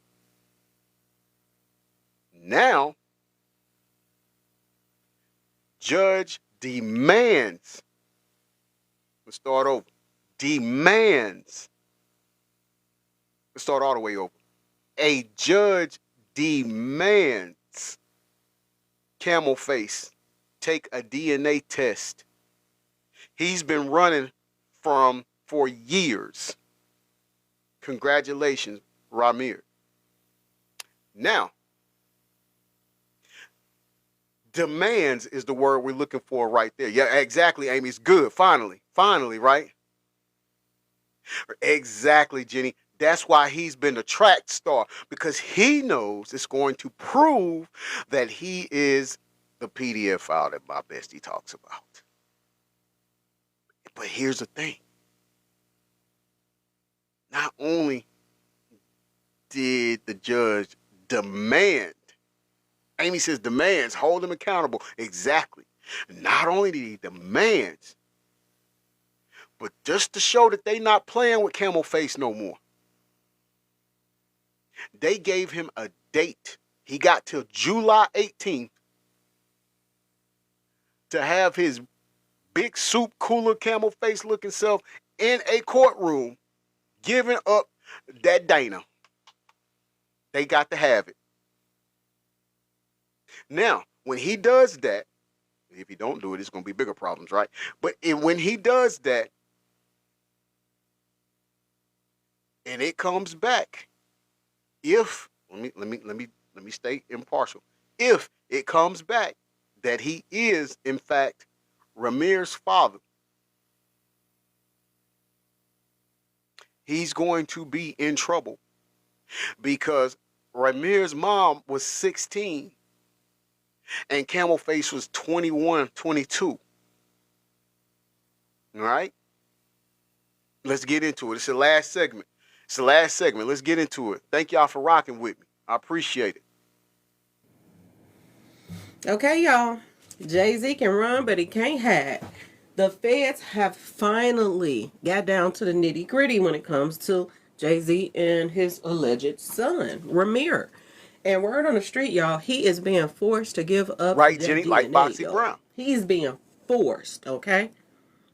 The judge has put praise their God foot down, for that. Amen. and he has to take the test by July the 18th, y'all. Word on the street. It's about to go down, y'all. It is about to go down now. First, let me do my introduction. Hello, welcome to my channel. Please like, share, and subscribe if you like this video. And thank you all so much for watching. Thank you to my day ones, twos, and threes. Thank you to all my new subscribers that's coming in. That means well. Thank you so very much. I appreciate you all, and welcome, welcome, welcome. This video is for entertainment and educational purposes only, so everything is alleged, some is not, and the Fair Act use is in my description box, y'all. So don't settle for less. Here's what others are doing. I should have known, but yes. Let's get to it, y'all. Let's get to it. First, I want to say happy Saturday. I hope everyone is having a wonderful day. Amy says to Jenny, man, I was a huge fan of Foxy back in the late 90s. Surroundings, and please, y'all, watch the company that you keep, because it just may save your life. Correct. He's got till July 18th. Okay, y'all. He's got to submit his Dana. Let's get to it. Boy, oh boy, oh boy. His DNA. Boy, I say Dana because it's I forgot what show it was, but this lady was serious about it. And she was like, he gotta take his Dana up there. They need his Dana. And I was like, his Dana? And she meant DNA, and ever since then it was funny. Right, Adrian, as soon as it get good, they hit us with a commercial. Medea, that was it, Adrian. That was the movie. That was it. Dana, boy. Boy, y'all, that karma is still spinning the block. Spinning is spinning, okay, y'all? Finally, after all these years, y'all, finally Raymir is getting some justice, y'all. 1992 said we say Dana in my house. Philadelphia, y'all, is when this all started. Jay-Z, who was known back then as Rock, okay? This is what they called him in Philly, okay? And the mother, who is Wanda, she was called Carmel or Carmel or Precious. This is what they used to call her. Mm-hmm. And she said a little mingle-tingle session took place in Jay-Z's auntie's house back then, okay? Apartment is what they put down, okay, y'all? She said that her and Rock, a.k.a. Jay-Z, had protected mingle-tingle session. Mingle-tingle, what? She said it broke. She said it broke, and she said this is how she got pregnant. And welcome in, Melissa. Jay-Z's son, alleged son, he said his mother told him about Jay-Z when he was 8 years old. 8, y'all. And this child been wanting to know his daddy probably ever since then. Ever since then. And Jay-Z been running and running and running from courthouse to courthouse to courthouse, from city and city, state to state. And he been paying people to brush this under the rug. And it got even worse when he married Beyonce, because his son is Stan, alleged son. That's he it, said Jenny. Basically when he married Beyonce in when did he marry Beyonce, y'all? 2008 or something like that. Rock Nation? Exactly. He said it should have really hit the fan when he married Beyonce, because he couldn't touch her with a 10-foot pole then. every judge, every courthouse was on Jay-Z's side, and they just let him just get away all these years. Now, mind you, Wanda, who is his mother, may she rest in peace, she passed away in 2019. And she passed away from heart failure, y'all. And before she passed away, she was trying to get, Pause. Let me pause real quick, because you know how we do it here on hashtag I'm gonna say it. We tend to we like to bring up things that some people may have forgotten, right? And it's important that you remember. Now, you just heard his mother died of heart complications, and we talked about other people who were going to expose stuff or was thought they were going to expose stuff or something, and people, they mysteriously came up unalive, right? Okay, well, this is why that's important. Prior to, but on the old platform, when we did a show, we was talking about, they were interviewing his godmother, which was his mother's best friend. Hold on, real quick. Angie B says, I'm happy twice for Raymir. He will finally get answers now. Plus, gets his looks from his mom. Yes, I'm proud of it too. He's been wanting this. He's been asking for it. Camel Face has been dodging him over and over and over again. And so I'm glad. I'm glad. But in that show that we did, which was over a year ago, but the show that we did, remember Raymir was saying the judge called his mom, and he thought that was weird because what judge would call somebody? You see what I'm saying? But now go on to his godmother, his mother's friend, was saying after his mom passed away, Jenny, you remember? You remember, Bestie? After his mom passed away, Raymir and his godmother, they continued on with the fight of trying to get this DNA done. Right? Yes, the letter. Yep. And as they were doing this, the godmother said that there were people who would show up with with the lights off and stuff, right, at their house, and just be parked outside and stuff. And then someone would park 2 or 3 houses down and try to walk through the neighbor's yard, coming to where they lived. You get me? Now, also, after his mother passed away, Camel Face wanted him to come work at that record label that he owned, or he was co-owner with, dealing with the rocks. Right? But the godmother wouldn't let him go. Jenny says, like them folks and the influencers and Camel Face. Right. Right. Amy said, oh, heck no. Angie B says, imagine denying the possibility, a probability of a child being yours. Nah, take responsibility the first time. That part, let me tell you, it's just simple to do it if you got nothing to hide. But the reason why he didn't do it is because it was going to prove that he had smexed with an underage girl. And I'm not saying that's right, Angie B, by any means. I'm agreeing with you. I'm agreeing with you 1,000%. And but it's because of that I even pray more that he comes back being his. And he got to be his. He got to be his. Shalane, thank you. Thank you for the rose. I appreciate it. I think he got to be his, man. Exactly, Bestie. He wanted to give him a job at the Rocker, Records, because he wanted to keep tabs on and make sure that this truth didn't come out. Keep him quiet. Keep him under his thumb. And like I said in that show, I'm gonna say it again. if he was lying, I'm talking about Raymir. If Raymir was lying, don't you think he could have lied about anybody else in the entertainment industry or the music industry, be his father? I don't think he would have picked this camel face mixed with Oscar proud looking guy as his dad. He wouldn't have done that. I just don't think he would have.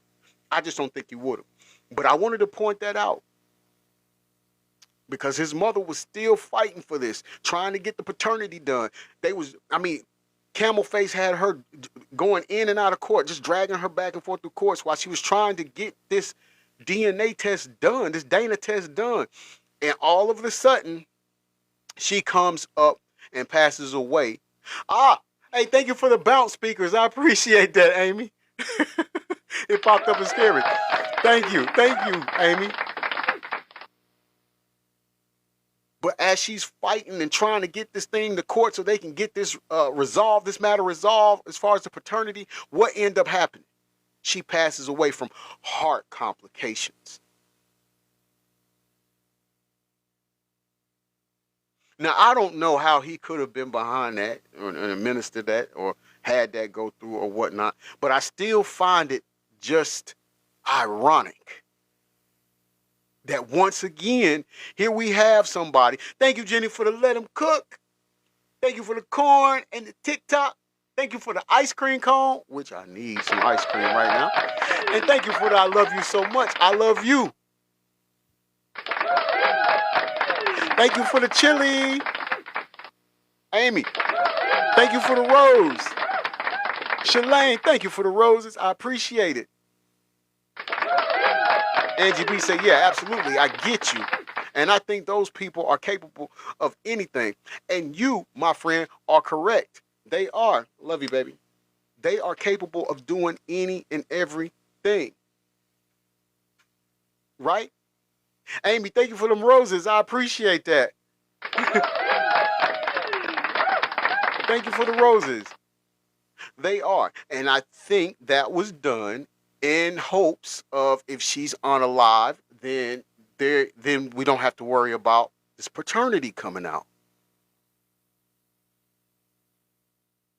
I mean, am I reaching? Give her some confirmation that that's your father. No matter what he does and says or how he's acting right now, that's your daddy. And she went to her demise bed. Screaming to the mountaintop that Jay-Z was his Amy father. said, no, and you're correct. Just like him, y'all. He just Thank you, Bessie, because I think that's why I keep a telling lot y'all. of people miss it's it. a lot of or don't reason choose why not I to pay no attention believe to that Beyonce, a dirty little tail, my personal opinion, she's a major part in why Jay-Z is, not claiming his son. And I do believe, because it would mess up I guess they feel like it would mess up their little perfect family situation. And Raymir's not the only one. It's a daughter too. And she's older, okay? She's older. She's much older. And she is being taken care of by Jay-Z, word on the street. She's being taken care of. So he do stuff for her just to keep her quiet and stuff like that. Oh, yeah. So he bought her a little house. Oh, yeah. I forgot about that. I'm glad she mentioned that. Let's put that out there on record. That's another reason I hope he comes back to be Raymir's father, which I do think he will. But that's another reason why I wanted to come back that he is his father. Because how dare he neglect this young man, but the other kids you got in New Jersey with the other lady, you paying her money to keep quiet. You done bought them a nice SUV, and you done put them up in the mansion and stuff like that. But you just totally deny this man. Like, come on. I can't, man, listen. And stuff like that. This is what they're saying. And she live a little, okay life. She's not flashy like him or anything like that, but she don't want for anything. He makes sure she got a roof over her head or whatever. But he don't claim her. And I don't understand what make him think that, people have gotten married for years. People have been married. And they didn't had, kids from previous marriages, and they just combined the families or whatever. They don't just run away from them. Like, I refuse to claim you. Everybody, my daughter's in here. Thank you for the Go Popular. I appreciate that, baby girl. Go and follow my daughter, V. She just came in. Matter of fact, let's see. Let's give it up to her. She just got the number 3 gifter badge. Thank you for the Go Popular. I appreciate it. Yeah, let's pin. Hold on. Let me pin you.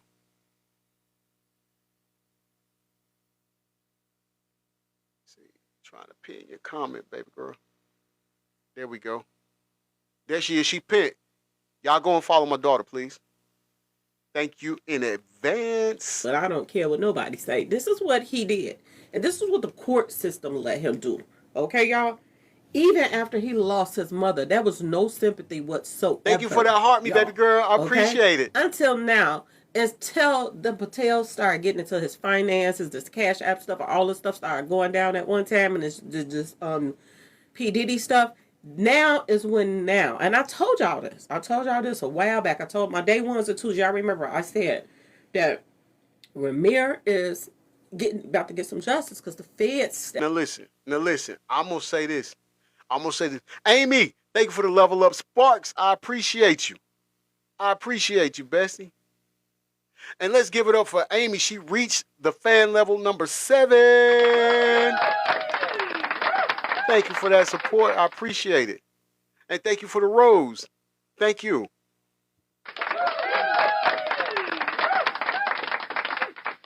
Now listen, this isn't the karma or anything like that. I thought Jay-Z would I'm sorry, Camel Face. I got real. I called him. He's like, okay, Camel Face with face. Like I wanted because to me, even though everything that's happened to R. Kelly, everything that's happened to Puffy Jacket, I feel like he's danced on all of it. He's gotten away. Like he's dodged or scrapped from all of that. Like, oh, thank you for the TikTok money. Jim. Thank you. I appreciate that, Amy. I almost said the word. I wanted him to face, the same things they did because he's done the same thing, right? But I do believe this is a good start. Because I have zero respect for any man who don't want to take care of his child. They had a post up of to sit everything here about and the feds. deny that he's yours? Come on, man. And they were going to make him. Thank you, Amy, for the special stickers. First. And now, I guess they finished the investigation. And this is what's coming out of it now. Jay-Z has been ordered by a judge. Okay? Ordered by.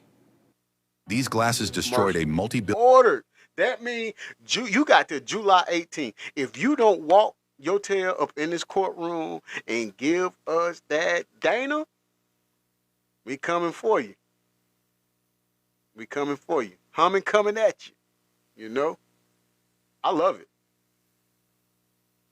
What they're saying. The judge has granted Raymir request to move forward with his case, and the judge has demanded Jay-Z to respond to Raymir paternity lawsuit by July the 18th. Y'all. Amy says it's a great start. I just all hope of this running, they all of get this him stuff. And I wonder and how hope they he doesn't took that pay off hold anyone. Oh yeah, that's on true. his grandmother's That's true. house Think about because that. Jay-Z got so mad Right. because he kept pushing Angie forward. B, He would go to a baby, higher thank you court, for the a higher friendship court, necklace a and the higher court each time. roses. I appreciate And you, it got Bessie. to a point where, he's a thorn in Jay-Z's backside, okay? So Jay-Z was pretty much peed off at him for wanting to know if he's his father. So this is when I was telling my day ones, twos, or threes that he wanted to take this guy's house. Now he lived with his grandma, and he tried to take the grandmother's house from her. Older woman, you trying to take her baby house. girl, thank you for the Go Populars. Okay? I appreciate you still that. Paying on them, I don't care, but you still got them. And you want to put an old woman out her house just because you don't want to take a DNA test. That is diabolical, man. That is diabolical. Female, male, lolly, monster voice. That is diabolical. That you are willing to have a young man that's claiming you to be his father. That you are willing to have him along with his grandmother homeless in hopes of your truth not coming out that you're his father. What? Diabolical. They have been getting spoiled a lot, y'all. Jay-Z, Natty, welcome in, bestie. P. Diddy, them, Beyonce, they are spoiled rotten. And it amazes me how a lot of people just ignore. Thank you for that heart, me. I appreciate that, bestie. They ignore it. Big bro, welcome in. I saw you. Welcome in. You go and pay all this money, thousands of dollars for tickets to go see Beyonce and Jay-Z and them and all of this stuff, and act like they the perfect family and clapping Amy says, when I they bring wonder the if kids there's out something. and this and that. Hold on, that went up too fast. And look at what they're doing. Hold on. 1 second, that went up too fast. She says, Amy says, I wonder if there's something in the bylaws of his business to go to his firstborn child.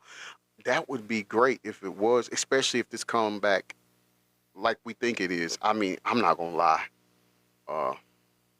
He really, really does look like him. In this picture, he does look like him. Now, I will say, I have watched Maury, and I know some kids look like the guy and it's not his, but I just don't think this is one of those cases. Amy says, meaning to take over the business, and maybe that's why after all these years, wouldn't that be good for him? That would be great. Natty says, good afternoon, everybody. Or everyone. Sorry, everyone. Visa, everyone have a blessed day or a blessed Sunday. You got to go to work, baby?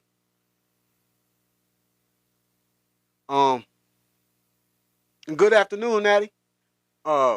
Listen. I hope so. I hope so.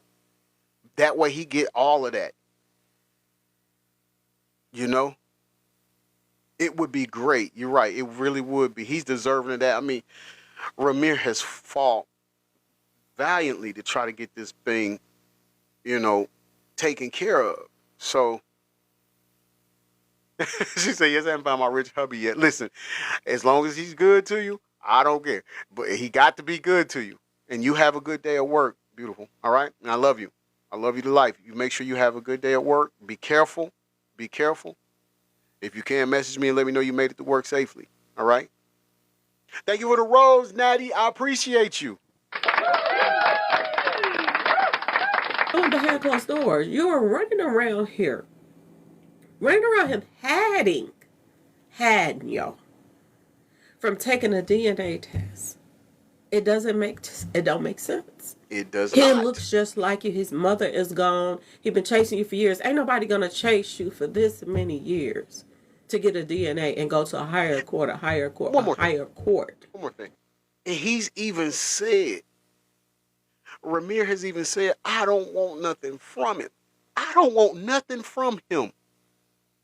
And you still can't take your behind up there and do that for that man. Like, come on. Come on, man. Like, for nothing. They're not gonna do this for nothing. He just wants to. And if anything, maybe his mother can rest in peace now that he is finally, getting somewhere. Maybe she can rest in peace because I'm sure that she helps guide her son and pushes him through to keep him going. This is crazy on so many levels. What he put this child through. I just can't even believe the fact that he wanted to make him homeless before he let him be his son. He would rather see him in the streets and his granny. It's easier to. You got to be a sick individual to do something like that. Raised him because he wasn't man enough to do it. And then people, when I mentioned that Jay-Z was trying to go on tour, everybody getting excited. Why are you excited? Why are we in a day and age where they congratulate and they award the people that's out here doing the most heinous things? I just don't get it, y'all. It doesn't make sense to me, okay? And word on the street is all these years why he ran away from him is because of the age difference between him and the mother. They're saying that Jay-Z could get in trouble because of her age. She was 1 to the 5 or something like that, and he was in his 20s or whatever, okay, y'all? And they're saying this is why he's been running all this time. All this time. But I think it's more sinister than that, to be honest with y'all. I just think that Jay-Z is a dirty Mother Hubbard, and I think that if he can get away with something, he's going to do it. He is going to do it. I can't wait for those test results to come back. Oh my goodness, I can't wait. He had this poor child throwing up the I can't even say it, the satanic stuff, okay? Right. Jay-Z had this child right here, which is a grown man, but I keep saying child, but I'm just saying, he's a grown man. He had him throwing up satanic symbolism just to try to get his attention. Because he thought that this is what Jay-Z liked. He liked to, praise Satan. So maybe if he would throw that up, then maybe Jay-Z would like him too. That's sad. That didn't work for him either. I mean, he tried everything to get Jay-Z's attention. He did. And I had to even look over the fact that he would even try to do that. But at the same time, you don't sell your soul just to be a part of somebody's life. Okay? You don't do that. I'm glad that he has persistence and that he has went years and years and years to try to get this DNA, and now the judge is granted. I'm so happy for him. So congratulations to Raymir, okay? And please stay away from that satanic stuff, Raymir. That ain't the way to go. Just because you want somebody's attention, or you got a family member that they don't give you no attention or whatever, don't get him any, okay? Prove that he's your father. Do what you have to do legally. And I wouldn't have anything to do with Jay-Z if he found out that that's his father. I wouldn't have anything to do with him and stuff. And I would sue the pants off of him. I would sue the pants off of him. I agree. His mother passed away trying to prove to her son that that's his father. Angie B says, no judge would need to demand my man do that test. As a woman, my maternal instincts would make him. Yeah, it's a shame that he's even allowing it to get this far, to where he has to be told, he has to be threatened that if you don't have it, if you don't submit to it by this date, such and such things is going to happen. Like, it's wild. Amy said, like May said, all money ain't good money. And boy, that was the realest thing May said. His mother went out. She was already suffering, and she was being dragged from court to court to court just to try to get a DNA for her son. And I would sue the pants off of Jay-Z if I was Raymir. Correct. And people like, you think he's above Jay-Z the law. is a billionaire, and Beyonce's this and that and this. Billionaires Jenny's, don't especially get since he's loans. got children, I keep telling y'all that he's running away from responsibility. That's if they were worth that type of money, they wouldn't even be qualified for no PPP loans and all of this other stuff. Think about it.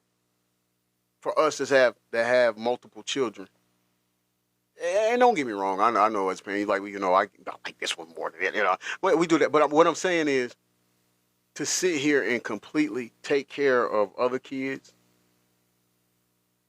in this man's face, knowing that you deny him, how do you think that makes him feel? I know the first show I broke down, I talked about my biological father and how he treated me, but how do you, and I know how I felt, so I felt for Raymir. I feel him where he's coming from. So, but that's just, I hope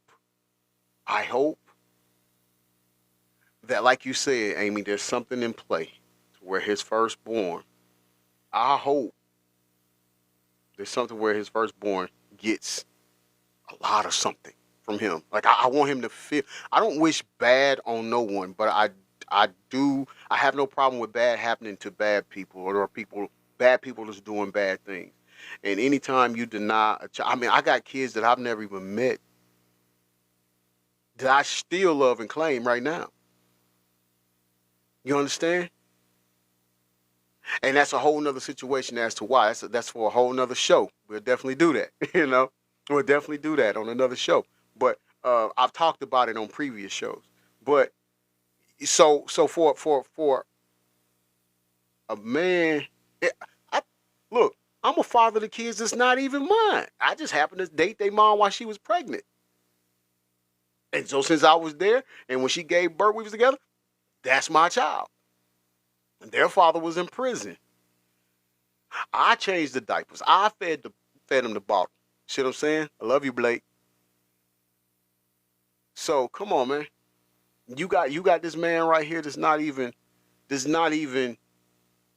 asking you for nothing, but just for you to just come and take a DNA test. He ain't asking you for a red penny, and you can't do that. Man, get out of here. And by the way, I don't care how much you sit here and say that you didn't have no relationship with Foxy B. Listen, Nas told us you kept your face in her puss. Nas said it. Come on, man. Get out of here. If they would work this type of money, they wouldn't have to be getting loans just to pay their bills. For regular stuff that they lifestyle, to keep up their lifestyle. They have to get loans to keep up those lifestyles. So it's not all, it amazes me that people is that stupid that they sit in back, oh, Jay-Z got all this money, she's saying that. I ain't saying it. Jay-Z said that he tried to get too long. All right, Bestie, you got it. Boochie Cat it is. This is what he told. This is what he put out there, not me. I just repeated what I read in her. Yes, he got denied for loans, Amy. So while he's fronting and acting like he got all the money and he's this and that, whatnot, he got denied for loans twice. The post. But y'all, this is good. This is a good thing. I feel you, Bessie. Yeah, we don't need no strikes. We don't need no strikes. Every which way trying to behave. Okay, and this is another way for them feds to get in them pocketbooks, because 8 years old he found out this was his father. All these years that went past, he a grown man now. Right. And look how long it took. Look how much stress this put on him and his granny, even after his mother passed. His granny had to be worried out of her mind that she was going to get put out of her house. They're right, Amy. You got to be good, too. That is dirty. Y'all know I want to cuss when it comes to Jay-Z. I don't understand how in the world do they have fans, y'all. How do they have fans and they run around here and do the things that they do? It's a sick word. But anyway, I had to jump on here and talk about this, y'all. Yeah. I had to jump on here, and I hope that he don't let his Jay-Z, turn him out to be running around here with the Satan worship mess and this and that and that, and that just to be a part of his life. Don't do it, Raymir, okay? Stand your ground. Think about your mother and how she was treated and all of that stuff, and stay away from Jay-Z as far as you possibly can. But legally, take him to the bank, okay, y'all? Take him to the bank. Drain them pockets as much as you possibly can and go after them with everything that you have. Okay? All those court costs, all of those, your time, agony, everything.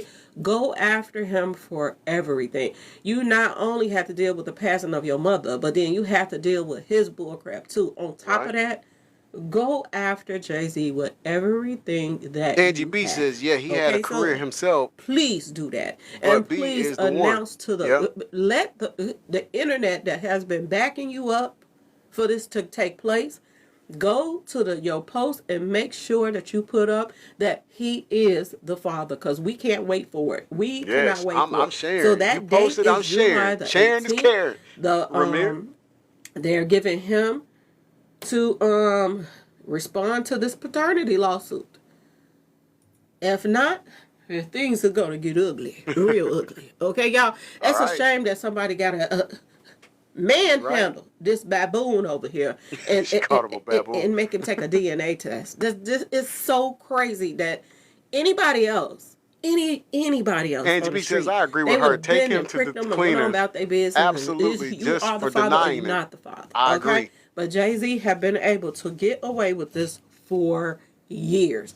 They're showing y'all right in y'all face how much power and influence that, Jay-Z and his friends has. They're showing you this. And they get away with stuff that other people don't get away with. But oh, ain't they time coming, y'all. Anyway, y'all, please like, share, and subscribe if you like the video. And thanks for watching, y'all. Peace. Man, shout out to Miss Lowdown on that content. That was great. And she's right on the money. She's spot on with what she's saying. Natty says, I think Jay is a big part of why we lost Big, too. I agree. And I'm going to tell you why I agree, Natty. I'm going to tell you why I agree.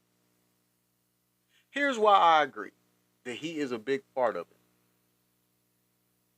I'm going to start with the first layer. Number one, Jay-Z would have never, see, when I get real, I want to say the name. Camel Face would have never, ever got any kind of clout in the industry if Big was alive. Now, I'm going to tell you something else. Here's why I believe it. Because according to the book that was a memoir of Kim Porter, she stated in that book that Puffy Jacket and Camel Face was in the bed hunching. And she was thankful that she didn't have to go in there then, right? So then remember, yes, Natty. Remember, Big was going to leave Puffy Jacket. He had been signing a contract. What was it, 60 mil, something like that? 80 mil, 60, 80 mil, something like that. But in any event, with another record company. And Camel Face told Puffy Jacket about it. Right? Pause. Put a pin in it right there. Because remember, when Big was going to leave Puffy Jacket and he signed with the other record label, he was starting his group called The Commission that had Big, Charlie Baltimore, Camel Face, I believe it was Foxy Brown, Tracy, I forgot his last name, Tracy, Killer, Cameron. Now, because some people like, that's not true. Okay, well, hold on. If you go and you listen to the song Victory, that's got Big, Busta Rhymes, and Puffy Jacket on it, at the end of one of his verse, Big say, another day in the life of the Commission. So he already, listen, even though Puffy Jacket didn't know it at that time, but Big subliminally already let us know what he was doing. The Commission. So now, watch this. So then Jay-Z knew what was going on, because I'm sure Big had already told him. They were both from Brooklyn. So I'm sure he already told him. And they did Brooklyn's Finest together. They did another song together. I can't remember. But I Love the Dough. But here's the thing. Camel Face went and told Puffy Jacket that. And then Puffy Jacket says, well, if he's going to betray me like that, he's not loyal to me, then I'm going to make sure he don't have any protection, no security, anything like that. So what, and remember, in the book, Kim Porter was like, you can't do him that way. Are you really going to do it after all he's done? And he's like, yeah, he's not being loyal, so I'm not going to offer him protection. Now, then, let's fast forward to the morning of March 9th, 1997. Big's vehicle is the only one that's got the stickers on the wheels. Now, because we coming up on closing. I know I done held y'all long enough. We're coming up on closing. Just let me get this right here. Now, think about this. Shout out to you, Raymond. I appreciate it. He said you got that right. Let me put this out here. Now think. We know that LAPD had to be in cahoots or work with Puffy Jacket. Why do I say that? Because you mean to tell me that after Big was, and they're driving all around town or all around LA to try to find the nearest hospital, right? When just right down the street at the other end of the building, you had all types of emergency teams. You have police officers, you have firemen, you had all of that right there. And none of them helped or even went to where they heard them. Come on, y'all. This is hashtag I'm going to say it. You might not like what we say, but we're going to get it to you real. That part right there. So, Natty, yeah, I believe you, baby girl. I'm with you. I'm with you on that. Natty says, and don't forget, he refused to help his mama bury. Exactly. In fact, when she went and approached him in that same book, remember Kim was saying they was out eating, and Big's mom came and asked him about the money. And what did he say? Oh, he owed me. He owed me. I spent more money on him. He said, man, come. Listen. And we still got people sitting here thinking that he won because he got off on the 3 charges. But you don't say nothing about all the evil things that he's done to people. Man, what kind of society do we live in is what I need to know. I'm going to be honest. I love everybody, but I have no respect for people who are championing and celebrating the fact that he got off on those charges. And I pray for cheese and crackers that when they're saying that more lawsuits are coming down the pipeline that he's going to have to face before October 3rd gets here, I am praying for that. Because for 20 to 30 plus years, this man has gotten away with being a terror. And so it's time for him to face some justice. It's some people who are no longer here with us that should be here with us, all because of him. Angie B says, morally, you just wouldn't say that to Big's poor mom who listens to her son, God bless her. Exactly. You just wouldn't. You just wouldn't. And I'll tell you one more thing. I know I keep saying that I'm going to let you go after that, but there's another thing. See, in the video that I posted last week and they were saying how they found the vault, or, they opened up the vault where Big had a lot of stuff stored. And in a lot of the paperwork and the contracts and stuff like that, he was already about to start exposing some things. People don't talk about that. But he was about to expose some things. And all of a sudden, he ends up on a lie. Right, Angie B? She lost her son, and that's how you treat him? And then what about his kids? What about his kids? Like, listen, I'm going to tell you. I know right after Big passed away, and they did they did some video where it was Puffy Jacket, and then Puffy Jacket Jr. and CJ. CJ was looking like his dad, and then you had Puffy Jacket Jr. looking like his dad, which he still does today. And it was supposed to be like Big and Puff as kids. Man, Faith, I would have never let him around my child again. Never. Not after that. Natty says, and Jay snitched so he could take the spotlight. You can't tell me different. Exactly. I won't tell you different because I agree with you. I agree with you, Bessie.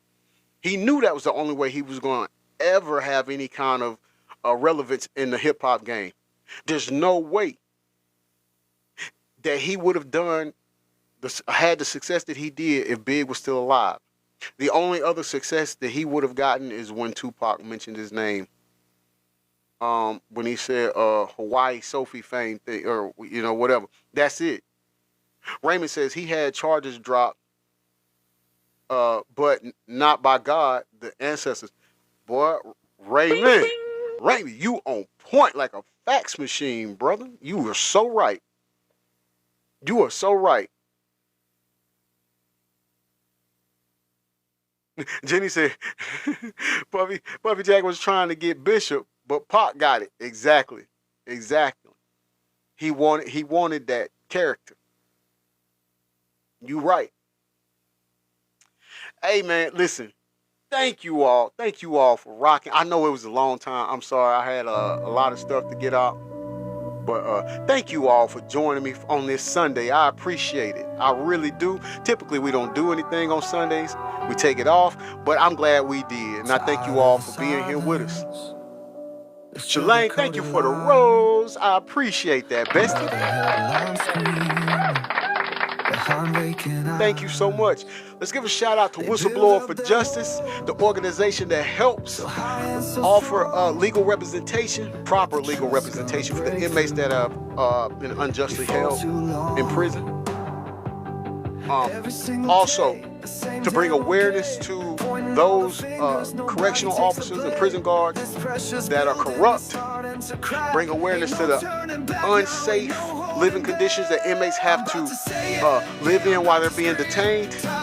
Chrissy, thank you for the love you so much. I love you.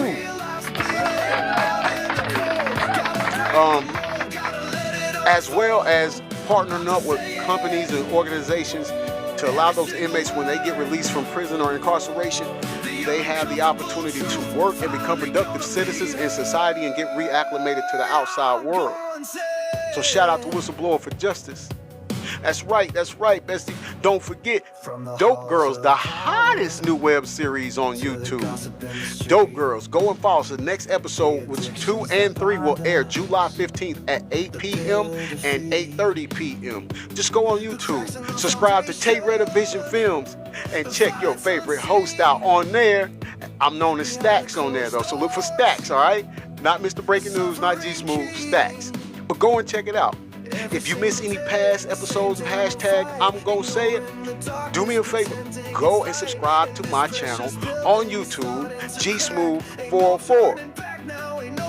And you can watch all the past episodes. Well, majority of the past episodes, what I can put on there, right? Thank you. Hashtag True Podcast. You can follow them here on TikTok, or you can follow them on YouTube as well.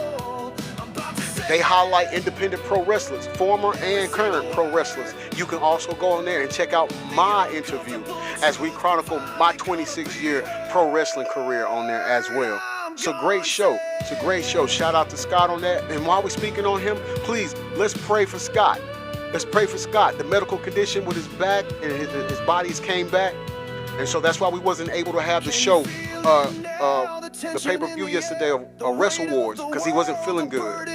So go and follow. That's right, bestie. Go and follow Global Impact Wrestling TV on YouTube. Go and subscribe and keep up with us and our shows on there.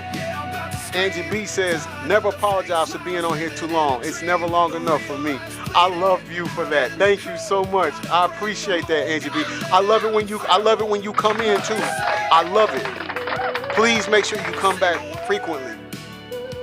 And you remember, we have hashtag merchandise available. And remember, you can order you one too. Just let me know, inbox me, we'll go over it, and or message me and let me know that you were interested in getting one, and I got you. We'll get it taken care of, right? Peace and blessings. I love you all.